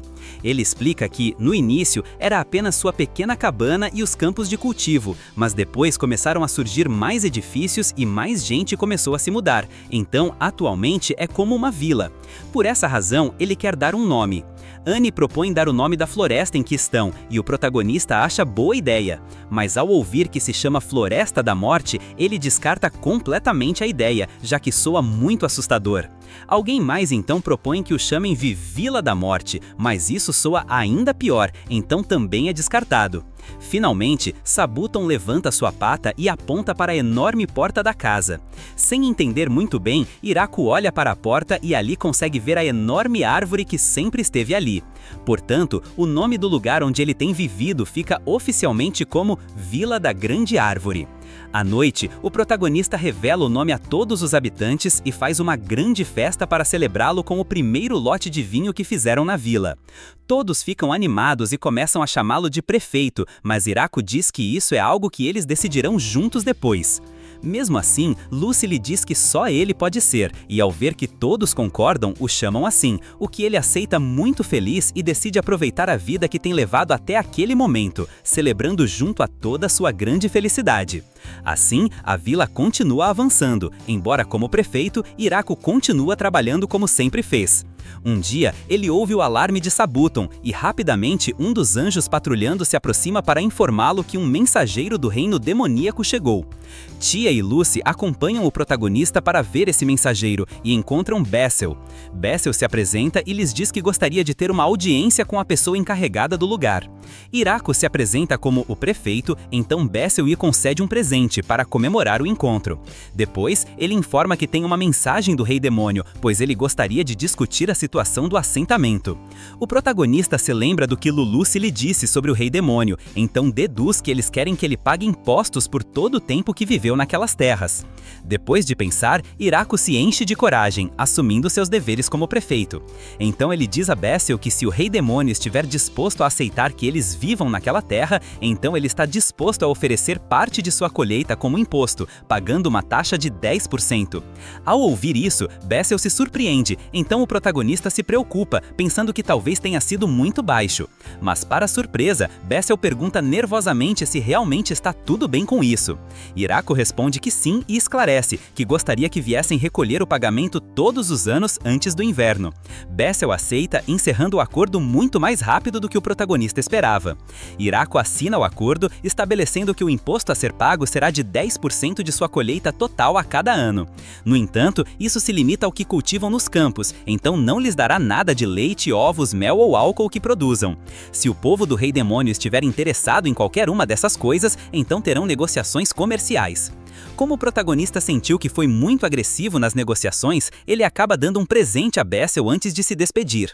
Luluce o elogia por ter feito tão bem e diz que como agora pagam impostos, tecnicamente estão sob a proteção do Rei Demônio. Tia comenta o quão impressionante é a taxa de 10% que eles vão pagar, já que geralmente a porcentagem supostamente é de 50% ou 60%. Annie, além disso, menciona que a ideia de virem cobrar a cada ano foi uma ótima decisão, o que os obriga a reconhecer oficialmente sua residência ali. E se eles vierem cobrar apenas uma vez por ano, não poderão medir com precisão tudo o que realmente produzem. Em outras palavras, praticamente compraram a proteção do Rei Demônio com um imposto real inferior de 10%. Luluce então se emociona porque, além de tudo isso, Bessel lhes presenteou com a medicina todo-poderosa, que funciona se bebida ou se aplicada diretamente sobre uma ferida, algo aparentemente muito valioso. Enquanto isso, no castelo do Rei Demônio, os generais conversam conversam com Bessel, sem conseguir acreditar que a Vila da Grande Árvore tenha se submetido às suas forças militares, mesmo quando tem força para derrotar um Wyvern. Randan também não consegue acreditar, então diz que ele certamente tem algum motivo oculto. Bessel esclarece que teve a mesma suspeita, mas mesmo assim não teve outra opção senão aceitar suas condições. Afinal, a princesa vampira e o anjo da aniquilação estavam ali mesmo junto ao prefeito. Grat se impacta ao ouvir isso, perguntando com medo se por acaso ele se refere à grande sábia Lucy e a mais forte de todos os anjos. Bessel confirma isso e esclarece que não é só isso, e que também havia um exército de altos elfos e uma matilha de lobos infernais. Além disso, o grupo que os guiou até seu líder foi o trio de anjos assassinos, algo que o levou a pensar que sua vida estava acabada. E apesar de tudo isso, o prefeito sugeriu que estivessem sob a proteção do Rei Demônio, algo a que não pôde negar, ou então teriam se tornado uma força inimiga. Os generais começam a tremer de medo, mas sua atenção se concentra no presente que Iraco lhes ofereceu. Ao abri-lo, vêm maçãs e algumas frutas que nunca provaram. Graf é o primeiro a prová-las e se surpreende com um sabor tão bom. No entanto, a atenção de Bessel se volta para o tecido que envolve as maçãs, e com terror ele percebe que pertence a uma grande aranha demoníaca, uma criatura perigosa com a qual os anteriores reis demônio lutaram alguma vez. Ao ouvir isso, Randall novamente se levanta e se retira, dizendo que renuncia. Por outro lado, em pouco tempo, a Vila da Grande Árvore recebe outra visita do único e verdadeiro governante dos dragões, Dreamer. O grande dragão abaixa sua cabeça em sinal de respeito, enquanto seu assistente entrega a Iraco um presente de sua parte, uma elegante seda que parece ser de grande valor. Iraco agradece, mas pergunta o motivo de sua visita. Gucília explica que seu mestre tem sua guarda localizada ao sul daquele lugar e, apesar de haver bastante distância, os considera vizinhos, por isso decidiram oferecer-lhes uma saudação formal. Iraco então os convida a entrar, então o enorme dragão assume forma humana e, nervosamente, volta a se apresentar ao protagonista. No entanto, Dreamer relaxa completamente, exclamando que aquele lugar é ótimo, assim como seu licor, então ele planeja ficar ali. Gucília esclarece a Dreamer que ele não pode fazer isso, já que muitas pessoas ficarão com raiva se ele não proteger seu lar. Pouco depois, ambos partem com maçãs de presente que Heracles lhes deu. Depois de receber visitas inesperadas, Iraco pensa em como a Vila da Grande Árvore lidará com os visitantes, já que tudo começa a se complicar com as relações diplomáticas. Em poucos dias, o protagonista decide construir uma casa de hóspedes para os visitantes, já que não se sente confortável em convidá-los para sua própria casa. As elfas constroem uma grande casa com capacidade para 30 pessoas, já que é provável que haja grupos grandes de visitantes. E, para não assustar os visitantes, Lia e a elfa instalam um sino para Sabutão, para que assim se possa distinguir se um visitante ou um inimigo se aproxima. Também é estabelecido um grupo de boas-vindas para receber os visitantes, formado por várias pessoas para vigiá-los caso algum inimigo se infiltre fingindo ser visitante. Enquanto isso, Fiora será encarregada de vigiar os visitantes, que ficarem até o anoitecer, já que sendo uma vampira, não tem problema em não dormir por vários dias. Toda a preparação foi posta em prática mais cedo do que o esperado, já que pouco depois recebem a visita de um grupo de homens-fera provenientes de um lugar chamado Vila Uivante. Gas, um deles, esclarece que querem estabelecer relações com a Vila da Grande Árvore. Depois de recebê-los apropriadamente, eles ouvem o que tem a dizer. O grupo explica que sua vila tem tido problemas ultimamente, então o comércio entre eles se tornou instável. Por essa razão, estão procurando alguém novo para comerciar e chegaram até ali porque ouviram que alguém do povo do Rei Demônio estava falando de sua vila. No dia seguinte, Garf fala com o protagonista e diz que eles têm produtos fabricados com o mineral que extraem em sua vila. Entre estes, pinturas, prataria, cristais e mais coisas que gostariam de trocar por alimentos. Ao ver tudo que ele oferece, o protagonista se emociona, dizendo que quer tudo e está disposto a dar suas colheitas em troca. Assim, sua relação comercial com a Vila Uivante começa. Em troca de um barril de vinho, Dreamer concorda em levá-los a todos e carregar com a mercadoria. Dias depois, eles voltam da Vila Uivante depois de terem trocado tudo. Tia informa que o prefeito da Vila Uivante perguntou se alguns dos seus poderiam ir viver na Vila da Grande Árvore, totalizando umas 20 mulheres. E como ele ainda precisa de mais gente para trabalhar, Iraco concorda com a condição de que enviem pelo menos 2 homens jovens, já que a população já é quase em sua totalidade de mulheres. Dias depois, as garotas da Vila Uivante chegam, mas quando apresentam os 3 jovens que trouxeram, o protagonista percebe que houve um mal-entendido, já que esses 3 jovens acabam sendo crianças pequenas ainda. Mesmo assim, ele não tem outra opção senão dar-lhes as boas-vindas em sua vila. Em pouco tempo, os novos habitantes se adaptam à vila, embora algumas das novas garotas ainda desmaiem ao ver Sabutão e os lobos. Hiraku nota que uma delas usa magia e percebe que absolutamente todos ali podem usar magia, incluindo os lobos, Sabutão e até a abelha gigante e o slime. Novamente, ele comenta que é o único que não pode fazê-lo, mas uma das novas garotas tenta animá-lo, dizendo que as crianças também não podem usar magia, já que não aprenderam. Hiraku pensa consigo mesmo que até eles o superaram em pouco tempo, mas ainda assim se concentra nas coisas que pode fazer. De repente, o som de uma explosão e um tremor o distraem, e, em pouco tempo, Gran-Maria aparece e o informa que um Grappler e um Blonde Viper estão lutando na área norte da floresta. O chão treme cada vez mais forte, o que preocupa bastante Gran-Maria, já que se continuarem assim, poderiam afetar a vila e seria muito perigoso se envolver sem um plano. O protagonista pensa com tranquilidade e, depois de alguns segundos, pergunta a Gran-Maria se essas criaturas que estão brigando comem.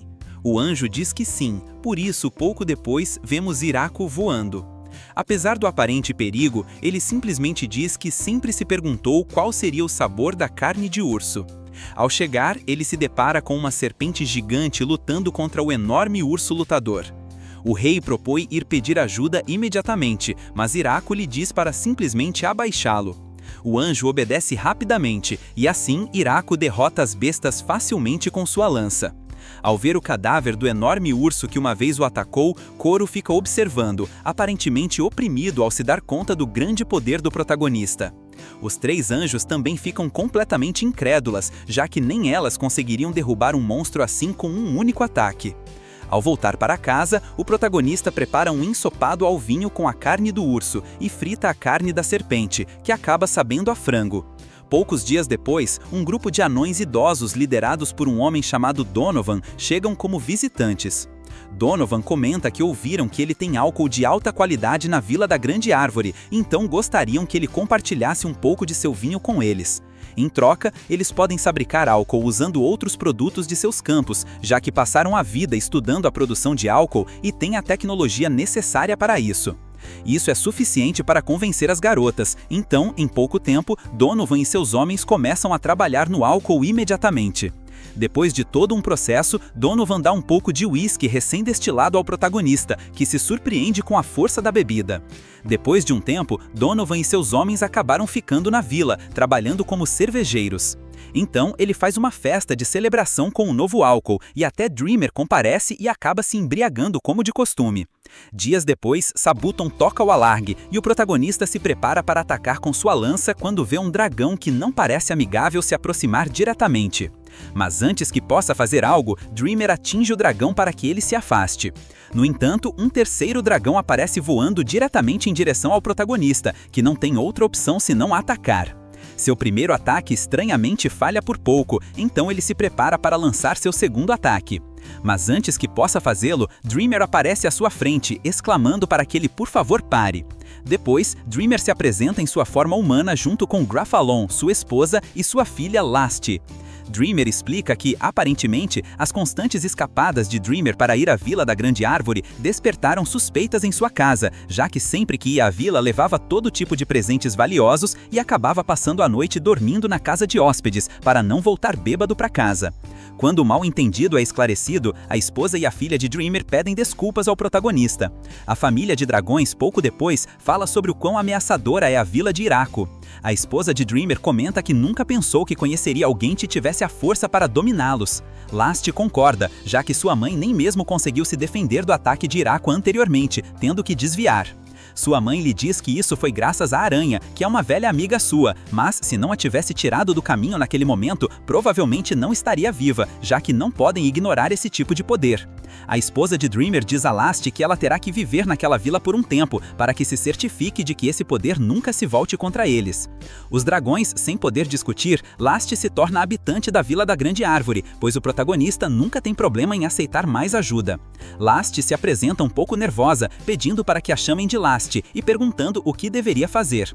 Em pouco tempo, ela começa a trabalhar na vila, mas devido à sua força monstruosa de dragão, quase tudo o que ela faz acaba em desastre. Mas, depois de pensar um pouco, o protagonista consegue o trabalho perfeito para a garota e deixa Last encarregada das relações diplomáticas da vila. Isso se deve ao fato de que todo mundo teme os dragões, que além de terem poder, seu conhecimento e sabedoria também são incríveis. Iraku descobre que dar esse cargo a Last funcionou perfeitamente, já que quando Bessel foi à vila para comprar laranjas, acabou comprando um monte de frutas devido ao quanto Last o intimidou, sem sequer tentar. Bessel volta ao castelo do Rei Demônio e informa aos outros generais que agora a Vila da Grande Árvore tem dragões e, devido ao poder militar que não para de crescer na vila, deve mantê-los vigiados, tendo cuidado para que não os descubram ou poderiam considerar um ato de agressão. Sem mais opção, Bessel tem um plano e pouco depois decide enviar sua filha Florem para viver na vila para investigar sem levantar suspeitas. Apesar de a garota estar muito confiante de que não seria grande coisa, logo ela percebe o enorme poder militar da vila e toda a sua confiança a abandona. Ainda assim, ela decide continuar trabalhando na vila e se torna amiga de Last.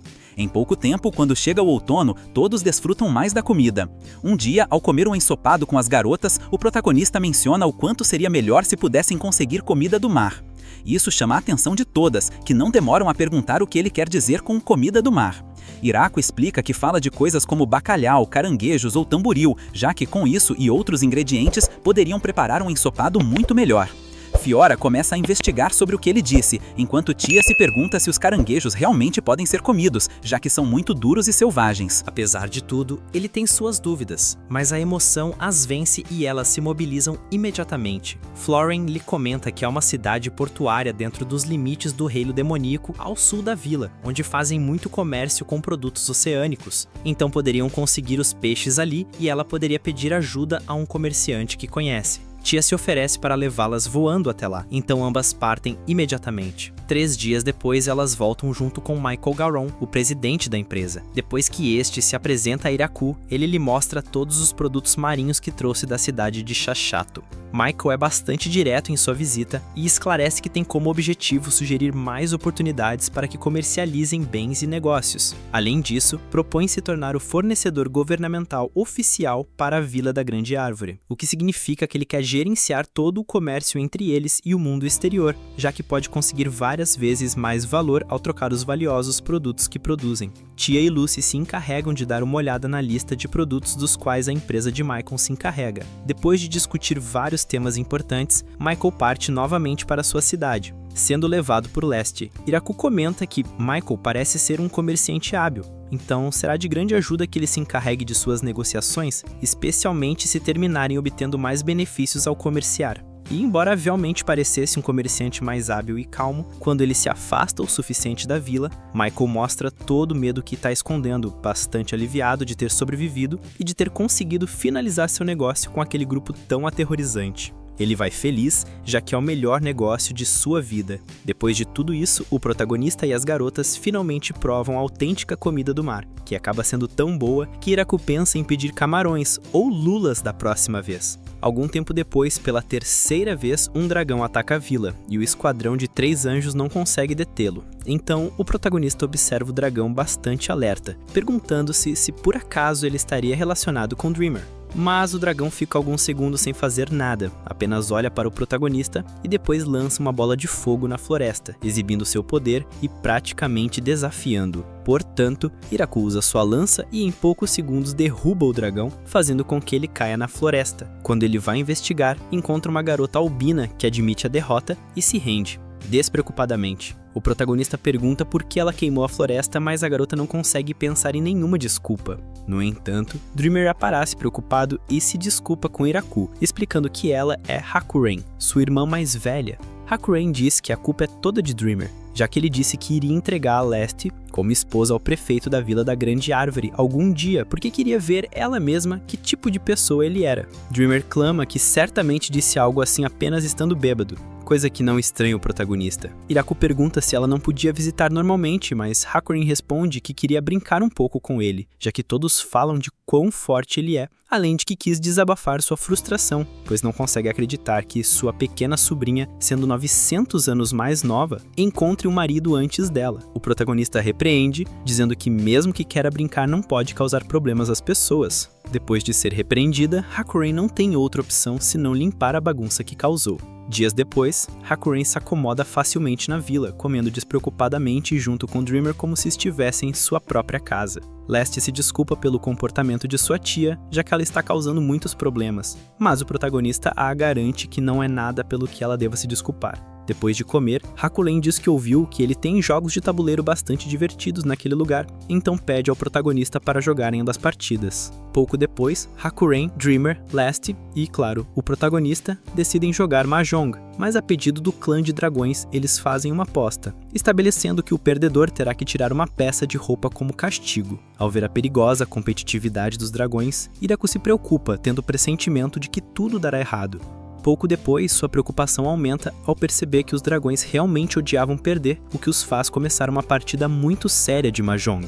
Depois de várias partidas, as preocupações do protagonista se tornam realidade, pois ele é o único que termina tendo apenas uma peça de roupa restante. Para sua desgraça, ele acaba perdendo a última partida, então é obrigado a se despir. Enquanto isso, no castelo do Rei Demônio, os generais também se enchem de preocupação, pois receberam os relatórios de que o dragão antigo Hakuren foi visto na Vila da Grande Árvore. Então agora ele tem poder suficiente para conquistar um país. Greth se altera e pergunta se está tudo bem que eles fiquem sem fazer nada. Mas o Rei Demônio Galgardo nem mesmo se interessa no assunto e comenta a Bezel que sua filha está de mau humor ultimamente, já que não lhe disse nada o dia todo além de bom dia. Então ele teme que esteja na sua fase rebelde. Greth tenta voltar ao assunto e o adverte que precisa se concentrar em preparar suas forças militares imediatamente. Mas quando tenta falar com Raindan, percebe que este fugiu, deixando apenas sua carta de renúncia pela metade. Por outro lado, depois de ter atacado a Vila da Grande Árvore, Hakuren decide ficar, e como ela se dá bem, torna-se professora da vila, ensinando leitura, escrita e matemática às crianças da vila. Um dia, algumas garotas lâmias visitam a vila, trazendo tesouros e pedindo que lhes perdoem a vida. Elas explicam que, em algum momento, os filhos de Kuroko decidiram limpar uma masmorra que encontraram no meio da floresta, então as lâmias foram obrigadas a fugir rapidamente de suas casas. E, embora os lobos não soubessem o que estavam fazendo, lhes causaram muitos problemas. Assim, Irako decide trocar as gemas preciosas que as lâmias extraíram por alguns de seus cultivos. O protagonista lhes diz que gostaria que continuassem comerciando, e muito felizes com isso, as garotas então voltam para seus lares originais. Depois disso, as lâmias formaram o serviço de entrega das lâmias e começaram a transportar os produtos comerciais da vila, tornando-se vizinhas de confiança. E com isso, o aumento do comércio com outras cidades e zonas, a vila alcança um novo nível. Então Irako decide expandir-se e plantar ainda mais cultivos. Por outro lado, em um castelo, 3 garotas conversam sobre o poder militar que a Vila da Grande Árvore está acumulando, possivelmente planejando algo muito ruim. Elas comentam que certamente estão convencendo Floren a ficar ali para poder usá-la como refém se necessário. Portanto, elas pedem à princesa que comece a reunir suas tropas imediatamente, antes que seja muito tarde. A princesa então concorda, dizendo que devem derrotar essa vila e salvar Floren. Enquanto isso, Floren trabalha tranquilamente em seu escritório, já que ela se encarrega da contabilidade da vila. Seu pai, Bezel, a visita pouco depois e a informa que a filha do Rei Demônio, a princesa Yuri, está reunindo tropas e se preparando para uma campanha militar. Floren se surpreende e pergunta por que a princesa faria algo tão absurdo. Bezel explica que, desde que ela se foi, alguns seguidores aproveitaram para encher a cabeça da princesa de meias verdades. E por seguidores, ele realmente se refere às 3 filhas de pessoas muito importantes, que, segundo Floren, são apenas como um trio de idiotas politicamente poderosas. Bezel revela que o lugar que planejam atacar é a Vila da Grande Árvore. Então Floren se altera, exclamando que deveriam saber o quão ridiculamente poderosa é essa vila, depois de todos os relatórios que ela enviou. Seu pai explica que os relatórios pareciam ser tão ridículos que começavam a parecer pouco realistas. E embora ele tenha tentado que o Rei Demônio detivesse tudo, ele é muito mole com sua filha, então ele não fez nada. Ele diz que as tropas da princesa se mobilizarão no dia seguinte e suas forças somam 300 homens. Ele esclarece a Floren que ela não pode deter a princesa sozinha, porque se o fizer, a considerarão inimiga do reino demoníaco. Por isso, é melhor que ela peça a alguém da vila para derrotar as forças da princesa, já que assim eles desistirão e voltarão para casa. No entanto, também porém não podem deixar que todos saibam sobre essa situação, já que tudo poderia terminar com a violenta destruição do reino demoníaco. Então, basicamente, Florin tem que mostrar às tropas as diferenças entre o poder militar sem realmente mobilizar as forças da vila. Portanto, no dia seguinte, as lâmias se encarregam de demonstrar sua força monstruosa aos soldados da princesa, criando caos sem esforço em segundos. Absolutamente todos os soldados se rendem, aterrorizados, implorando que lhes perdoem a vida. As lâmias se surpreendem com a facilidade com que foi, perguntando se realmente vão dar 10 caixas de maçã só por isso. Depois de ter presenciado isso, as 3 garotas que iniciaram tudo se apresentam na vila. Ali, Florin explica a Irako que elas viverão na vila, dizendo de forma ameaçadora às garotas que elas trabalharão como se suas vidas dependessem disso. Além das 3 garotas, a princesa Yuri também se apresenta, mas Florin omite o fato de que ela é filha do rei demônio e não diz a Irako. Em vez disso, ela diz que ele não precisa dar a ela tratamento especial, então pode colocá-la para trabalhar enquanto estiver ali. Irako então pede a Florin que lhe mostre a vila, e em uma vez que as deixa sozinhas, elas adverte que, se trabalharem de forma honesta, sua tentativa contra a vila será perdoada. Depois de mostrar-lhes todo o lugar, o trio de garotas nobres fala do quão ridículo é que pessoas tão importantes como elas tenham que ficar em um lugar que está no meio do nada. Por isso, na noite, as 3 tentam encapar, mas desmaiam de susto ao ver os lobos infernais nos arredores e um dos filhos de Sabuton. Depois de várias tentativas falhas, elas desistem completamente. Então ajudam Florin com a montanha de trabalho de escritório que ela tem pendente, tornando-se as garotas da prefeitura. Enquanto isso, depois de conhecer bem a vila por alguns dias, a princesa Yuri fica muito surpresa, dizendo que não consegue acreditar que este mundo assim exista fora do reino demoníaco. Ela admite que sempre foi muito ignorante do mundo exterior, chegando até a levar guerra e conflito para aquela vila tão pacífica e maravilhosa. Durante vários dias, a princesa e as garotas da prefeitura passaram a maior parte do tempo ajudando nos cultivos e trabalhando em atividades da vila, convivendo com as crianças e habitantes. Depois de um tempo, a princesa Yuri finalmente parte, dizendo que aprendeu muito durante a sua estadia na vila, pelo que está muito agradecida. Por outro lado, as garotas da prefeitura ficam, já que depois de tanto tempo ficaram encantadas com a comida da vila e os demais benefícios. Assim, elas decidem ficar sob a desculpa de que ainda tem muitas coisas para aprender e lhes resta muito trabalho a fazer. Pouco depois da partida de Yuri e as colheitas pré-inverno, e como resultado, colheram tanto que os vegetais nem sequer cabiam no armazém. Devido a isso, Last pergunta se pode levar alguns cultivos para seu pai, o que o protagonista concorda sem problema. Hakuren também pergunta se ela pode levar alguns para seu pai, e Haku também concorda, mas por pura curiosidade ele pergunta quem são seus pais. Ali, eles descobrem que os pais de Hakuren são temidos dragões que vivem separados no norte e no sul,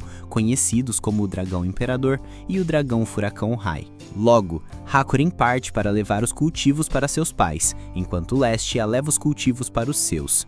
Depois disso, Lestia continua até a cidade de Shashato para deixar as colheitas que enviam para lá. Estando lá, Michael lhe pede para exterminar um monstro que tem atacado os bosques mercantes.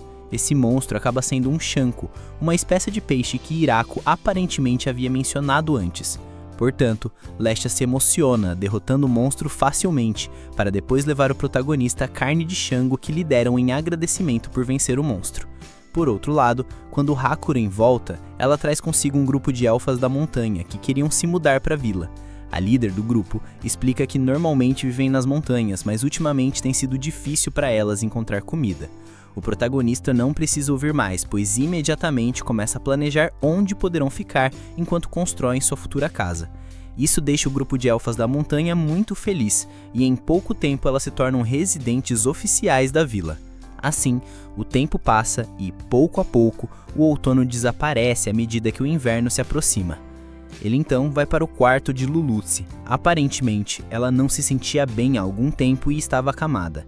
Tia e Senna a acompanham, mas depois de fazerem perguntas e ouvirem seus sintomas, chegam à conclusão de que Lulutsi está grávida, algo que surpreende tanto a ela mesma quanto a Irako.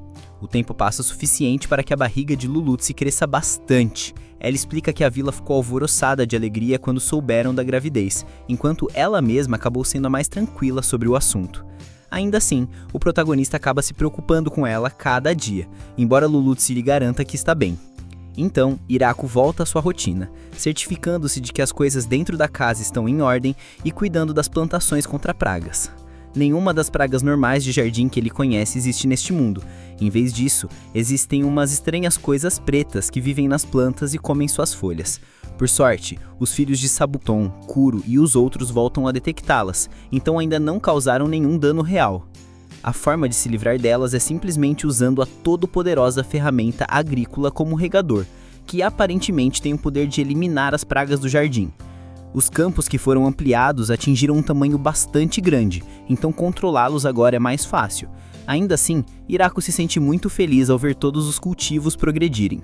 E assim, como os cultivos progridem, os animais também progridem, pois, pouco depois, informam a Hiraku que as vacas deram à luz bezerros. O protagonista então se esforça para melhorar cada vez mais a vila e até constrói um canteiro de lindas flores para decorar. Além disso, o trabalho agrícola também se encarrega de construir todo tipo de coisas que os aldeões lhe pedem, incluindo brinquedos para as crianças. Algo que lhe é fácil com a ferramenta agrícola onipotente, apesar de não ter experiência em construção. De vez em quando, todos também se unem no treinamento de batalha, já que Annie e a servente aconselharam a fazer treinamentos regulares, apenas por precaução. Um dia, Senna corre preocupado até o protagonista, advertindo-o de que há um homem estranho na vila. Quando Hiraku vai investigar, ele de fato encontra um homem estranho prostrando-se diante da estátua do deus do mundo que ele esculpiu há bastante tempo. Pouco depois, eles descobrem que o homem é o progenitor dos vampiros e, tecnicamente, o avô de Lulutzi e Fiora. Ele explica que, ao ouvir que Lulutzi estava grávida, teve certeza de que devia haver algum erro, mas ao vê-la, percebe que é verdade. Ele apenas se surpreendeu, já que, ao que parece, os vampiros costumam continuar com a sua linhagem, formando novos pactos de sangue, mas isso acontece raramente. Ainda assim, Bargrave se mostra feliz, dizendo que os filhos são um tesouro e que ele deve cuidar dos seus. O homem então se desculpa por ter entrado na vila sem cumprimentar e explica que, no início, só planejava dar uma olhada para depois ir embora, mas foi atraído por uma presença, exatamente a estátua debaixo da grande árvore, já que é um esplêndido retrato do grande criador. O protagonista então lhe pergunta se, por acaso, ele conheceu a Deus, e Bargrave responde que sim, uma vez ao nascer. Ele garante que lhe disse para se esforçar, apesar de que nasceria com um corpo ligeiramente anormal. Bargrave explica que se lembra de Deus, mas por alguma razão não consegue lembrar a aparência exata e, mesmo depois de ter tentado inúmeras vezes, nunca conseguiu criar algo tão parecido com ele como o protagonista o fez. Apesar do quão animado o homem está, o protagonista esclarece que a estátua pertence à vila, então ele não pode oferecê-la. Bargrave desanima notavelmente, mas o protagonista então decide esculpir outra estátua para ele, deixando-o feliz. Portanto, pouco depois Bargrave parte, mas não sem antes agradecer a estátua e pedir ao protagonista que cuide de Lulutzi. Hiraku comenta que, no final, ele acabou sendo uma pessoa fácil de lidar. Fiora diz a ele que, sim, apesar de ser uma pessoa incrivelmente importante e de alto ranking, algo de que Hiraku não estava ciente. Bargrave, por sua vez, volta ao templo depois de 50 anos, dizendo que quer consagrar a estátua que Hiraku fez no melhor lugar. O ancião encarregado do templo fica fascinado ao ver a estátua, dizendo que devem se certificar de que todos conheçam o nome do escultor.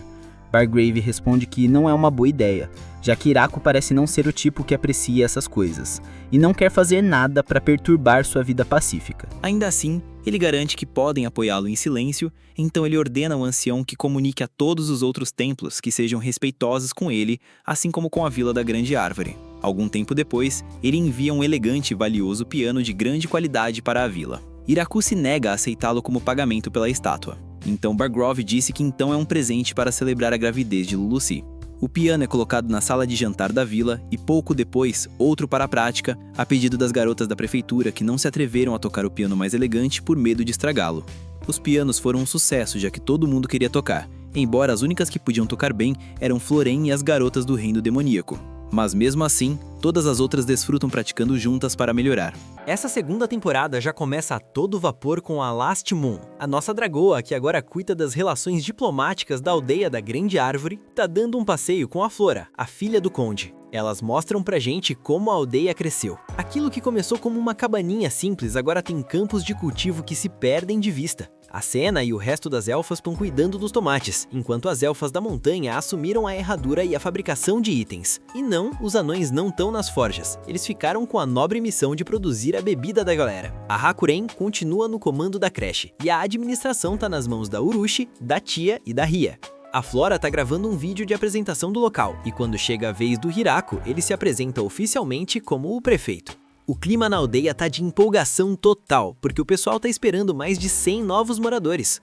O Hiraku dá a ideia de criar uma área nova só para eles, então é hora de começar a derrubar algumas árvores.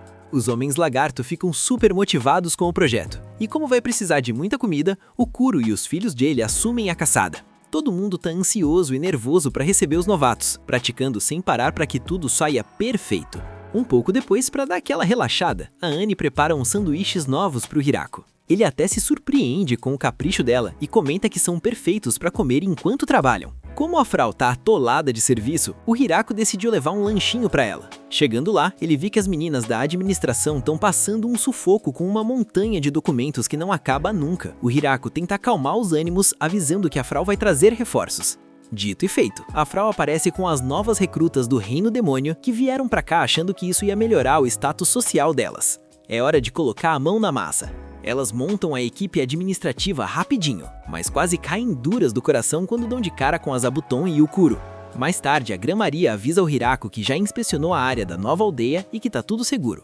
A Ria chega logo depois e explica que a localização nova fica rio abaixo por uma questão de vantagem estratégica.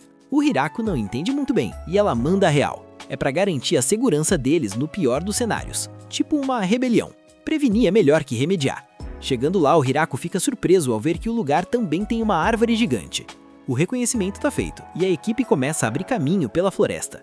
O problema é que eles não são o Hiraku. Por mais que tentem, não conseguem cortar as árvores direito. No fim das contas, sobra pro Hiraku derrubar tudo e abrir a estrada. Eles até usam os troncos para improvisar uma ponte menor, já que uma ponte grande demais poderia ser usada por monstros gigantes. Uma lógica impecável, diga-se de passagem. Depois disso, o Hiraku limpa a área ao redor da segunda grande árvore e constrói um canal para levar água do rio até a nova aldeia. A Ria avisa que o progresso está muito rápido e manda o chefe descansar, já que ele fez o trabalho pesado quase todo sozinho. Ele aceita e os homens lagarto assumem a construção. Como o Hiraku não consegue ficar parado, ele usa o tempo livre para esculpir uma estátua da Zabuton. Aru Hushi aparece carregando o bebê, dá uma bronca nele por não estar descansando e ele finalmente obedece à esposa. Ele comenta com ela que preparou todos os materiais de construção com calma. Lembra quando ele fez a primeira cabana e sofreu para carregar madeira? Agora, com a ajuda do pessoal e um pouco de magia, levantar as casas é muito fácil. Em tempo recorde, as elfas erguem as estruturas. As elfas da montanha mostram uma força absurda, deixando até os homens lagarto um pouco assustados. Eles até colocam uma placa proibindo o arremesso de madeira. A segurança em primeiro lugar. A aldeia toma forma rapidamente. A Ria pergunta exatamente quantas pessoas estão vindo, mas o Hiraku não tem um número exato.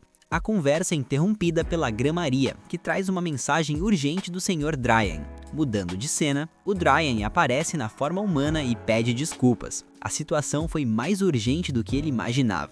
O Hiraku pergunta por que ele não mandou um mensageiro. O Dryan explica que até mandou um Wyvern, mas voar mais rápido que o próprio Dryan é outra história. Sem rodeios, ele apresenta os novos moradores, os Minotauros. O Hiraku esperava outra coisa, mas logo conhece o Gordon, o líder do grupo. Ele conta que foram expulsos de suas terras e vagaram por muito tempo buscando ajuda. O Dryan viu que tinha muitas crianças no meio deles e sentiu que a situação era crítica. São 72 Minotauros no total. O pessoal logo prepara mingau de arroz, já que não conhecem os costumes alimentares deles. O Golf, um dos homens lagarto que já morou com Minotauros, se oferece para ajudar na comunicação e ver do que eles precisam. O Hiraku dá o sinal Herc. O grande problema surge logo depois. O Hiraku percebe que as casas novas são pequenas demais para os Minotauros. Eles são alocados temporariamente em uma casa maior, e o Hiraku decide que vai ter que construir um espaço novo só para eles. Nesse momento, a Frau avisa que o pai dela, o Conde Kron, acabou de chegar com mais refugiados. O Conde está exausto, ele teve que usar magia de teletransporte para salvar toda essa galera da guerra. O Hiraku manda ele descansar e vai conhecer o novo grupo. São centauros, e eles também não são nada pequenos. A representante dos Minotauros, a Grinwald, chega com uma atitude bem arrogante. Ela manda o Hiraku tomar cuidado para onde olha e pergunta se ele não vai se apresentar. Meio nervoso, ele diz que é o prefeito. Ela se apresenta como uma parente de um nobre importante e recomenda que o Hiraku tome cuidado com ela. Sente a tensão no ar. A Grinwald continua reclamando da demora, até que uma das oficinistas, a Latiase, pede para ela ter paciência. Ela explica que entende o cansaço da viagem, mas que agora eles estão seguros nas terras do Conde Kron. O Hiraku não entende nada de regras da nobreza, então deixa a Latiase resolver a situação. A Grinwald se ofende, manda ela cuidar com as palavras e a chama de garota da aldeia. É aí que a Latiase se apresenta oficialmente como a filha do Conde Dorova. A Minotauro arrogante percebe na hora que está falando com alguém muito acima dela na hierarquia. Ela muda de tom no mesmo instante, baixa a bola e pede perdão ao Hiraku pela insolência. O Hiraku, sempre muito tranquilo, diz que tá tudo bem. A Latiase se oferece para ajudar, e o Hiraku pergunta se tá tudo bem na terra natal dela por causa da guerra. Ela agradece a preocupação, mas diz que não há com que se preocupar. Enquanto isso, as outras meninas da administração acham que a Latiase se livrou do trabalho e não vai voltar para terminar a papelada.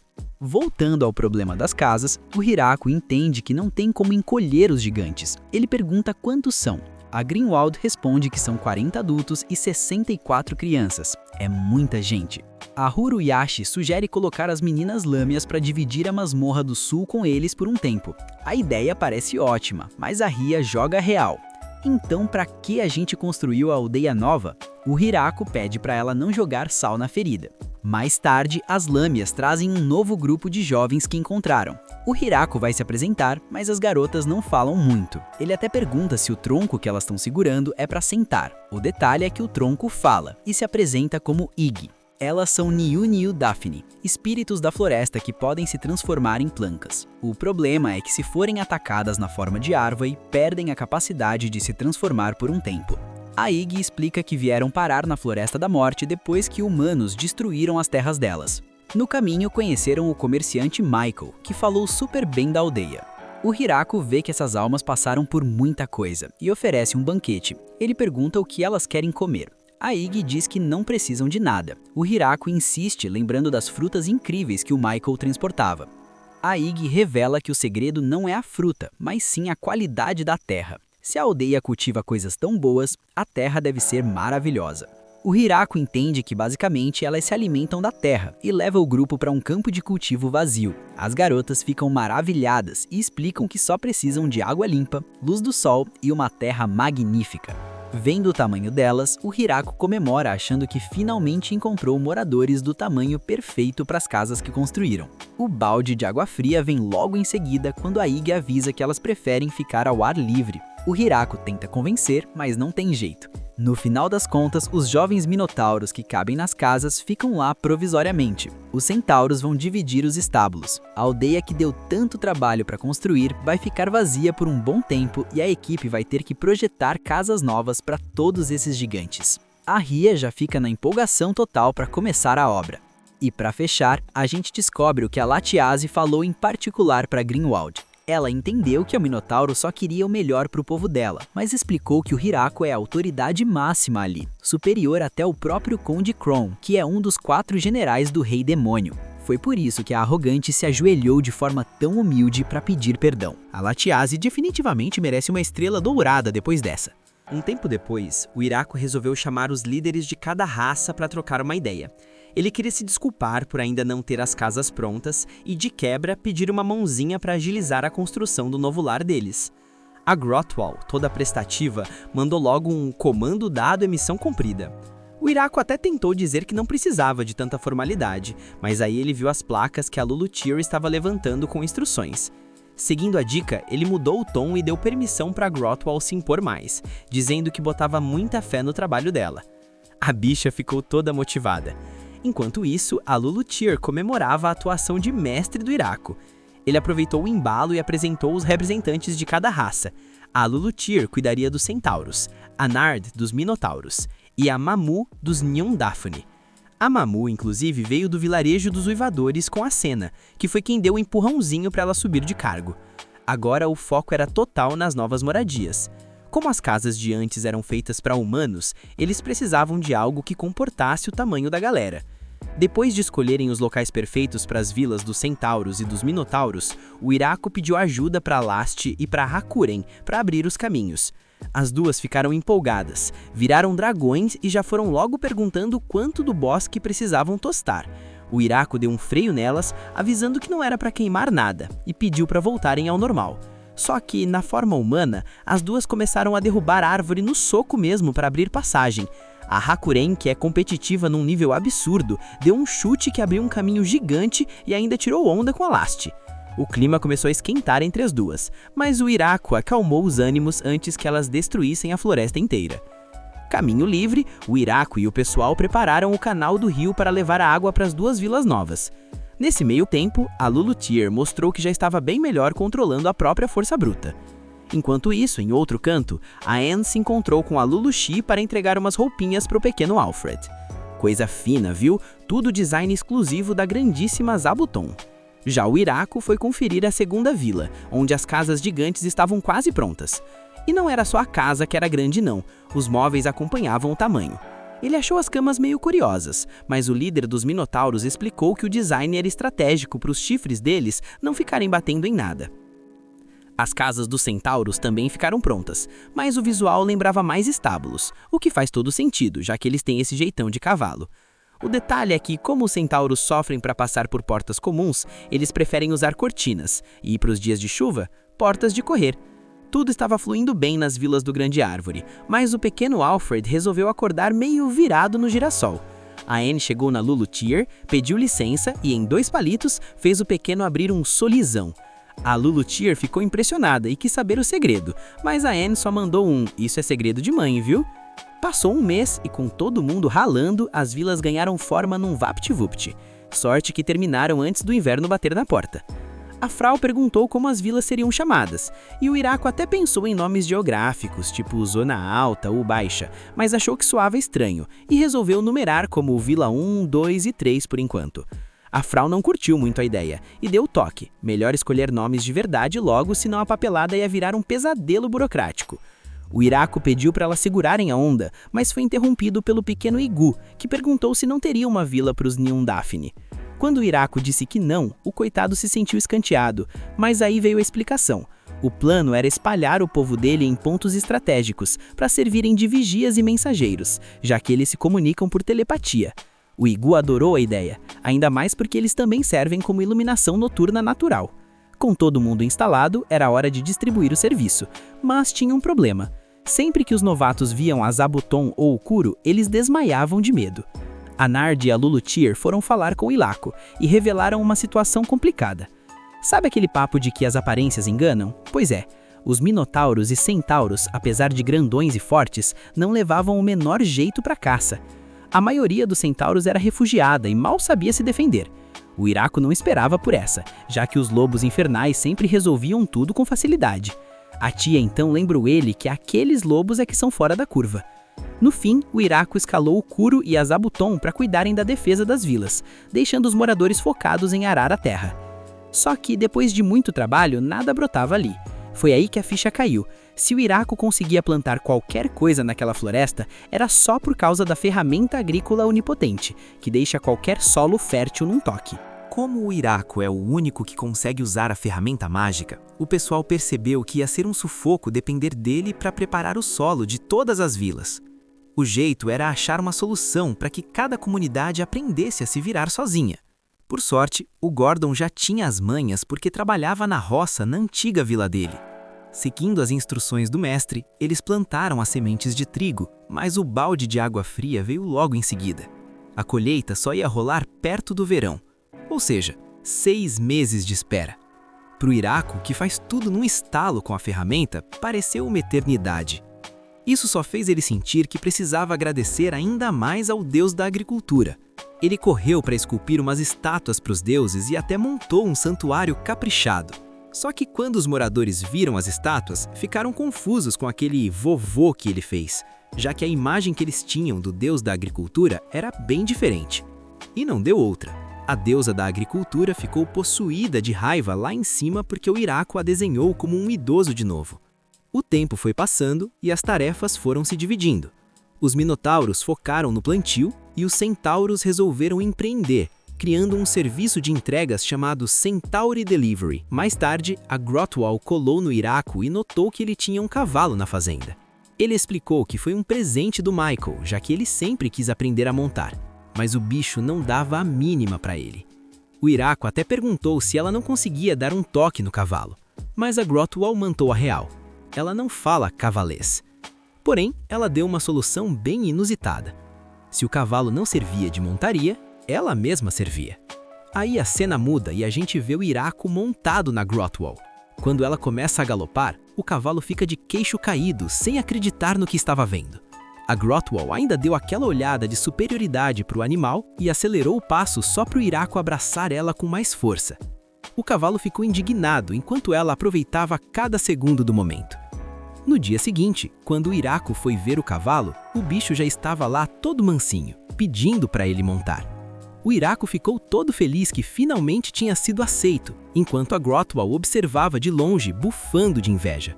O cavalo agora é quem tirava a onda com ela, e começou uma rivalidade épica para ver quem seria a montaria oficial do patrão. O Iraco teve que intervir e prometer que ia revezar os dias para ninguém sair no prejuízo. As vilas continuaram prosperando, e o Iraco, apesar do susto inicial com tanta gente nova, estava satisfeito em ver que eles estavam se tornando independentes, mesmo ainda precisando de um empurrãozinho dele. Ele comentou com a Lulushi que se sentia bem sendo útil, mas que se preocupava com o futuro caso algo acontecesse com ele ou com a ferramenta. A Lulushi, bem prática, entregou o Alfred no colo dele e disse para ele relaxar, porque sossego é uma coisa que ele não vai ter tão cedo. Depois desse momento família, o Iraco lembrou de um probleminha logístico. A vila do Grande Árvore está lotada de mulheres, tipo transbordando mesmo. Ele foi falar com o Gordon para ver se os minotauros não queriam dar um match com as moças de lá. Mas o Gordon explicou que o pessoal dele prefere casar entre si, principalmente pelo pequeno detalhe da diferença de tamanho. Ele tentou a mesma tática com a Grotwell, perguntando dos homens centauros. Ela disse que até tinha uns 30, mas eram todos novinhos, já que os adultos estavam na guerra. Aí o Iraco resolveu fazer aquela pergunta difícil. Como funciona o casamento entre os centauros? A Grotwell nem piscou e já mandou um "Chefe, eu tô solteiríssima". O Iraco tentou explicar que não era bem isso, perguntando se eles se casavam com outras raças. Ela disse que é complicado, mas que se ele estivesse exigindo uma mulher como pagamento pelo abrigo, ela mesma estava pronta para o sacrifício. O Iraco tentou acalmar a moça, mas ela já estava empolgadíssima, perguntando se ele não curtia uma mulher forte. A situação ficou bem intensa, e o pobre do Iraco que lute para sair dessa saia justa. O tempo passa e o inverno finalmente chega. A galera tá curtindo a neve e tudo tá uma maravilha, até porque eles têm grandes reservas e muita lenha para se esquentar. Tudo caminha muito bem, exceto por um pequeno detalhe. Tá sobrando comida demais. O pessoal explica pro Iraco que os novos moradores, por causa do estilo de vida difícil que levavam antes, estão racionando a comida num nível extremo. Para você ter uma ideia, o café da manhã é água quente, o almoço é um pedaço de carne seca e a janta é mais água quente. O Iraco chegou a pensar em um momento que o problema seria a falta de recursos, mas é exatamente o oposto. A galera já avisou que eles não precisam se limitar, mas não tem acordo. Aí o Iraco dá a letra. É só falar para eles ajudarem a comer as coisas que estragam rápido para evitar o desperdício. Todo mundo acha a ideia excelente. Presta atenção nessa parte. O Iraco nota que a Mamu tá super pensativa. Ele pergunta se tem algum problema com os recém-chegados e ela, um pouco frustrada, responde que não. E o problema é justamente esse, porque o pessoal não sente frio, não sente fome e o máximo que ela conseguiu fazer até agora foi tirar a neve de cima deles de vez em quando. Ela tá chateada porque finalmente ganhou um cargo importante, mas não consegue ajudar ninguém. Só que bem nessa hora, o Narf avisa que lembrou de uma coisa. Os Minotauros têm um pedido especial para fazer aos novatos. Eles pedem encarecidamente que, pelo amor de suas mães, eles usem roupas quando se transformarem em humanos.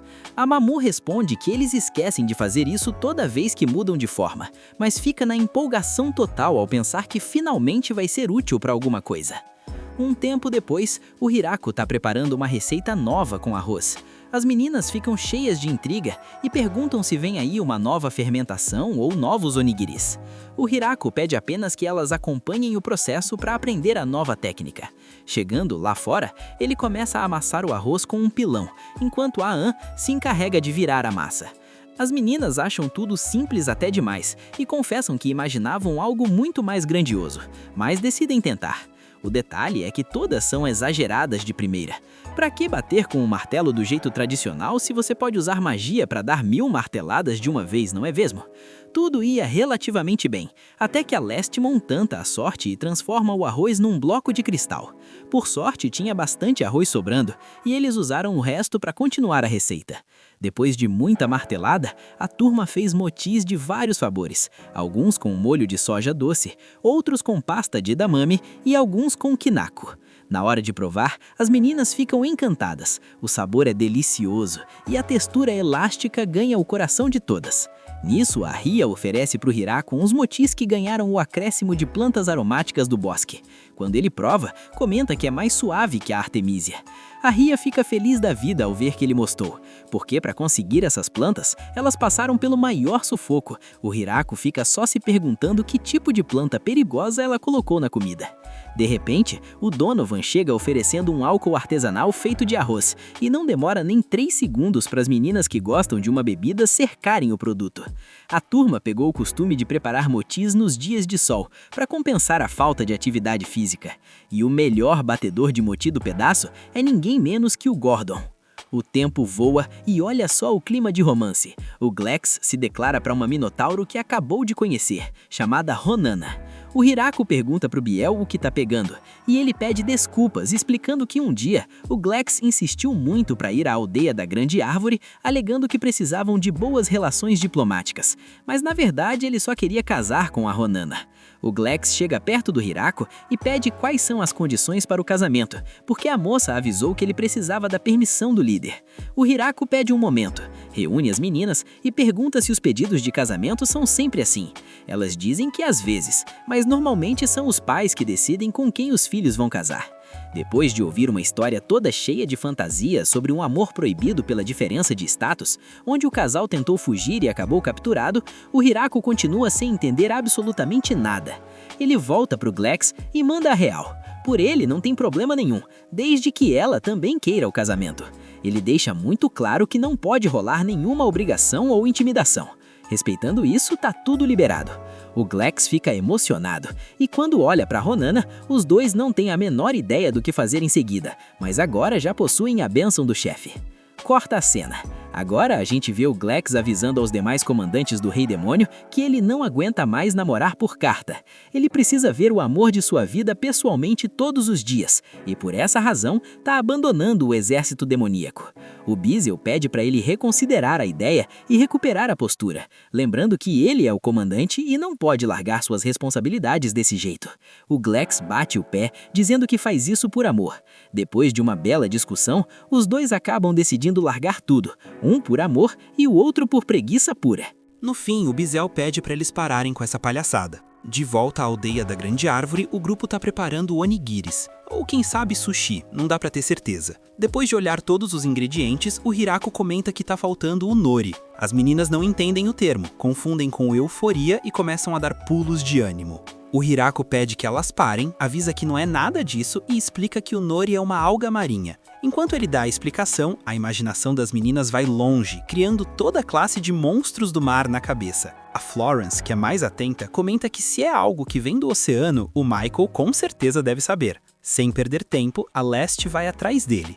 Quando ele chega, o Hiraku pede desculpas por ter feito o cara viajar naquela temporada tão fria. O Michael responde que ele não deve se preocupar, porque sempre que se tratar de um bom negócio, ele atravessará o fogo e o gelo, mesmo lembrando que estava quase virando pedra de tanto frio nas costas da Leste. O que importa é que ele trouxe o produto pedido, ou pelo menos acha que sim, já que eles não têm o hábito de comer algas. O Hiraku tranquiliza o cara, diz que também não é um grande especialista e logo começa o preparo. Primeiro, ele corta tudo bem fininho e depois mistura com água. Em seguida, eles colocam a mistura numa moldura. Olhando bem, as meninas acham muito parecido com o musgo escuro da floresta, e o Hiraku concorda, dizendo que seria literalmente o musgo do mar. Depois, eles tiram a moldura e a regra é esperar secar. Mas quem precisa esperar quando se tem duas especialistas em magia no grupo? O Michael fica de queixo caído ao ver que o negócio virou uma folha de papel. As meninas perguntam se é assim que se come, mas o Hiraku pausa um momento, tosta o nori rapidinho e aí sim junta ao arroz. Ao dar a primeira mordida, a emoção bate forte com as lembranças do seu antigo Japão. Na hora de provar, as meninas ficam maravilhadas como sempre. O Michael percebe a oportunidade de ouro e avisa o Hiraku que eles podem se encarregar de coletar as algas e processar tudo em nori, em troca dos ingredientes para fazer os mochis. O Michael tem certeza absoluta de que esse nori vai ser um produto muito lucrativo. O Hiraku avisa que o arroz demora bastante para crescer, então eles deixam a conversa para mais tarde. O Michael agradece e aproveita para dar uma sondada no famoso álcool de arroz, mas as meninas entram na frente rapidamente, deixando claro que não vão fazer negócio com a bebida sagrada delas. Um tempo depois, agora sim chegou o momento de preparar sushi para valer, porque a intuição de cozinheiro do Hiraku pediu. O único detalhe é que as meninas não gostam de peixe cru, então ele tem que preparar um futomaki. Com todos os ingredientes na mesa, ele enrola tudo usando as esteiras de bambu feitas pelas elfas das montanhas. No fim, todas ficam maravilhadas com o sushi. E com o passar dos dias, o inverno finalmente começa a se despedir. Mas antes que a estação termine, o Hiraku quer organizar um evento para a chegada da primavera. Ele junta as meninas, explica as ideias e elas ficam sem entender o motivo de ter que sair com enfeites, explodir coisas ou ser perseguidas por um touro. O Hiraku para pensar e percebe que ele também não tem ideia de como explicar. Ele apenas quer criar um festival para integrar as duas novas aldeias e sugeriu as festas que lembrava da sua antiga vida, tipo rolar morro abaixo atrás de um queijo, guerra de tomate ou corrida carregando pudim. Festivais que, falando sério, são bem esquisitos. As meninas não entendem nada e a gente também não. O Hiraku então pergunta quais festivais elas conhecem, e elas começam a descrever eventos caóticos com barulhos e criaturas atacando as casas dos ricos. Como não rolou nenhum acordo, já que as diferenças de cada região eram muito grandes, eles decidem fazer um sorteio entre as ideias de cada lugar. E o grande vencedor é um torneio de artes marciais. A Lauren fica animada ao ver que pegaram algo simples e já avisa para começarem os preparativos do evento porque vai que aparece um lutador lendário no meio da galera. O Hiraku, por sua vez, acha que eles pegaram um torneio perigoso demais e torce com todas as forças para que todo mundo encare a disputa apenas como um esporte. Esse foi o final do episódio. Se você chegou até aqui, comenta parte 4. Eu vou dar um coração em todo mundo que comentar, para eu saber quem é a elite que acompanha o canal. Se inscreve e ativa o sininho, porque o que vem aí vai explodir sua cabeça. E ó, não sai daqui sem ver esse vídeo que tá aparecendo agora na tela. A treta lá consegue ser ainda pior que essa que você acabou de ver. Sem mais delongas, Rebobina se despede e até a próxima!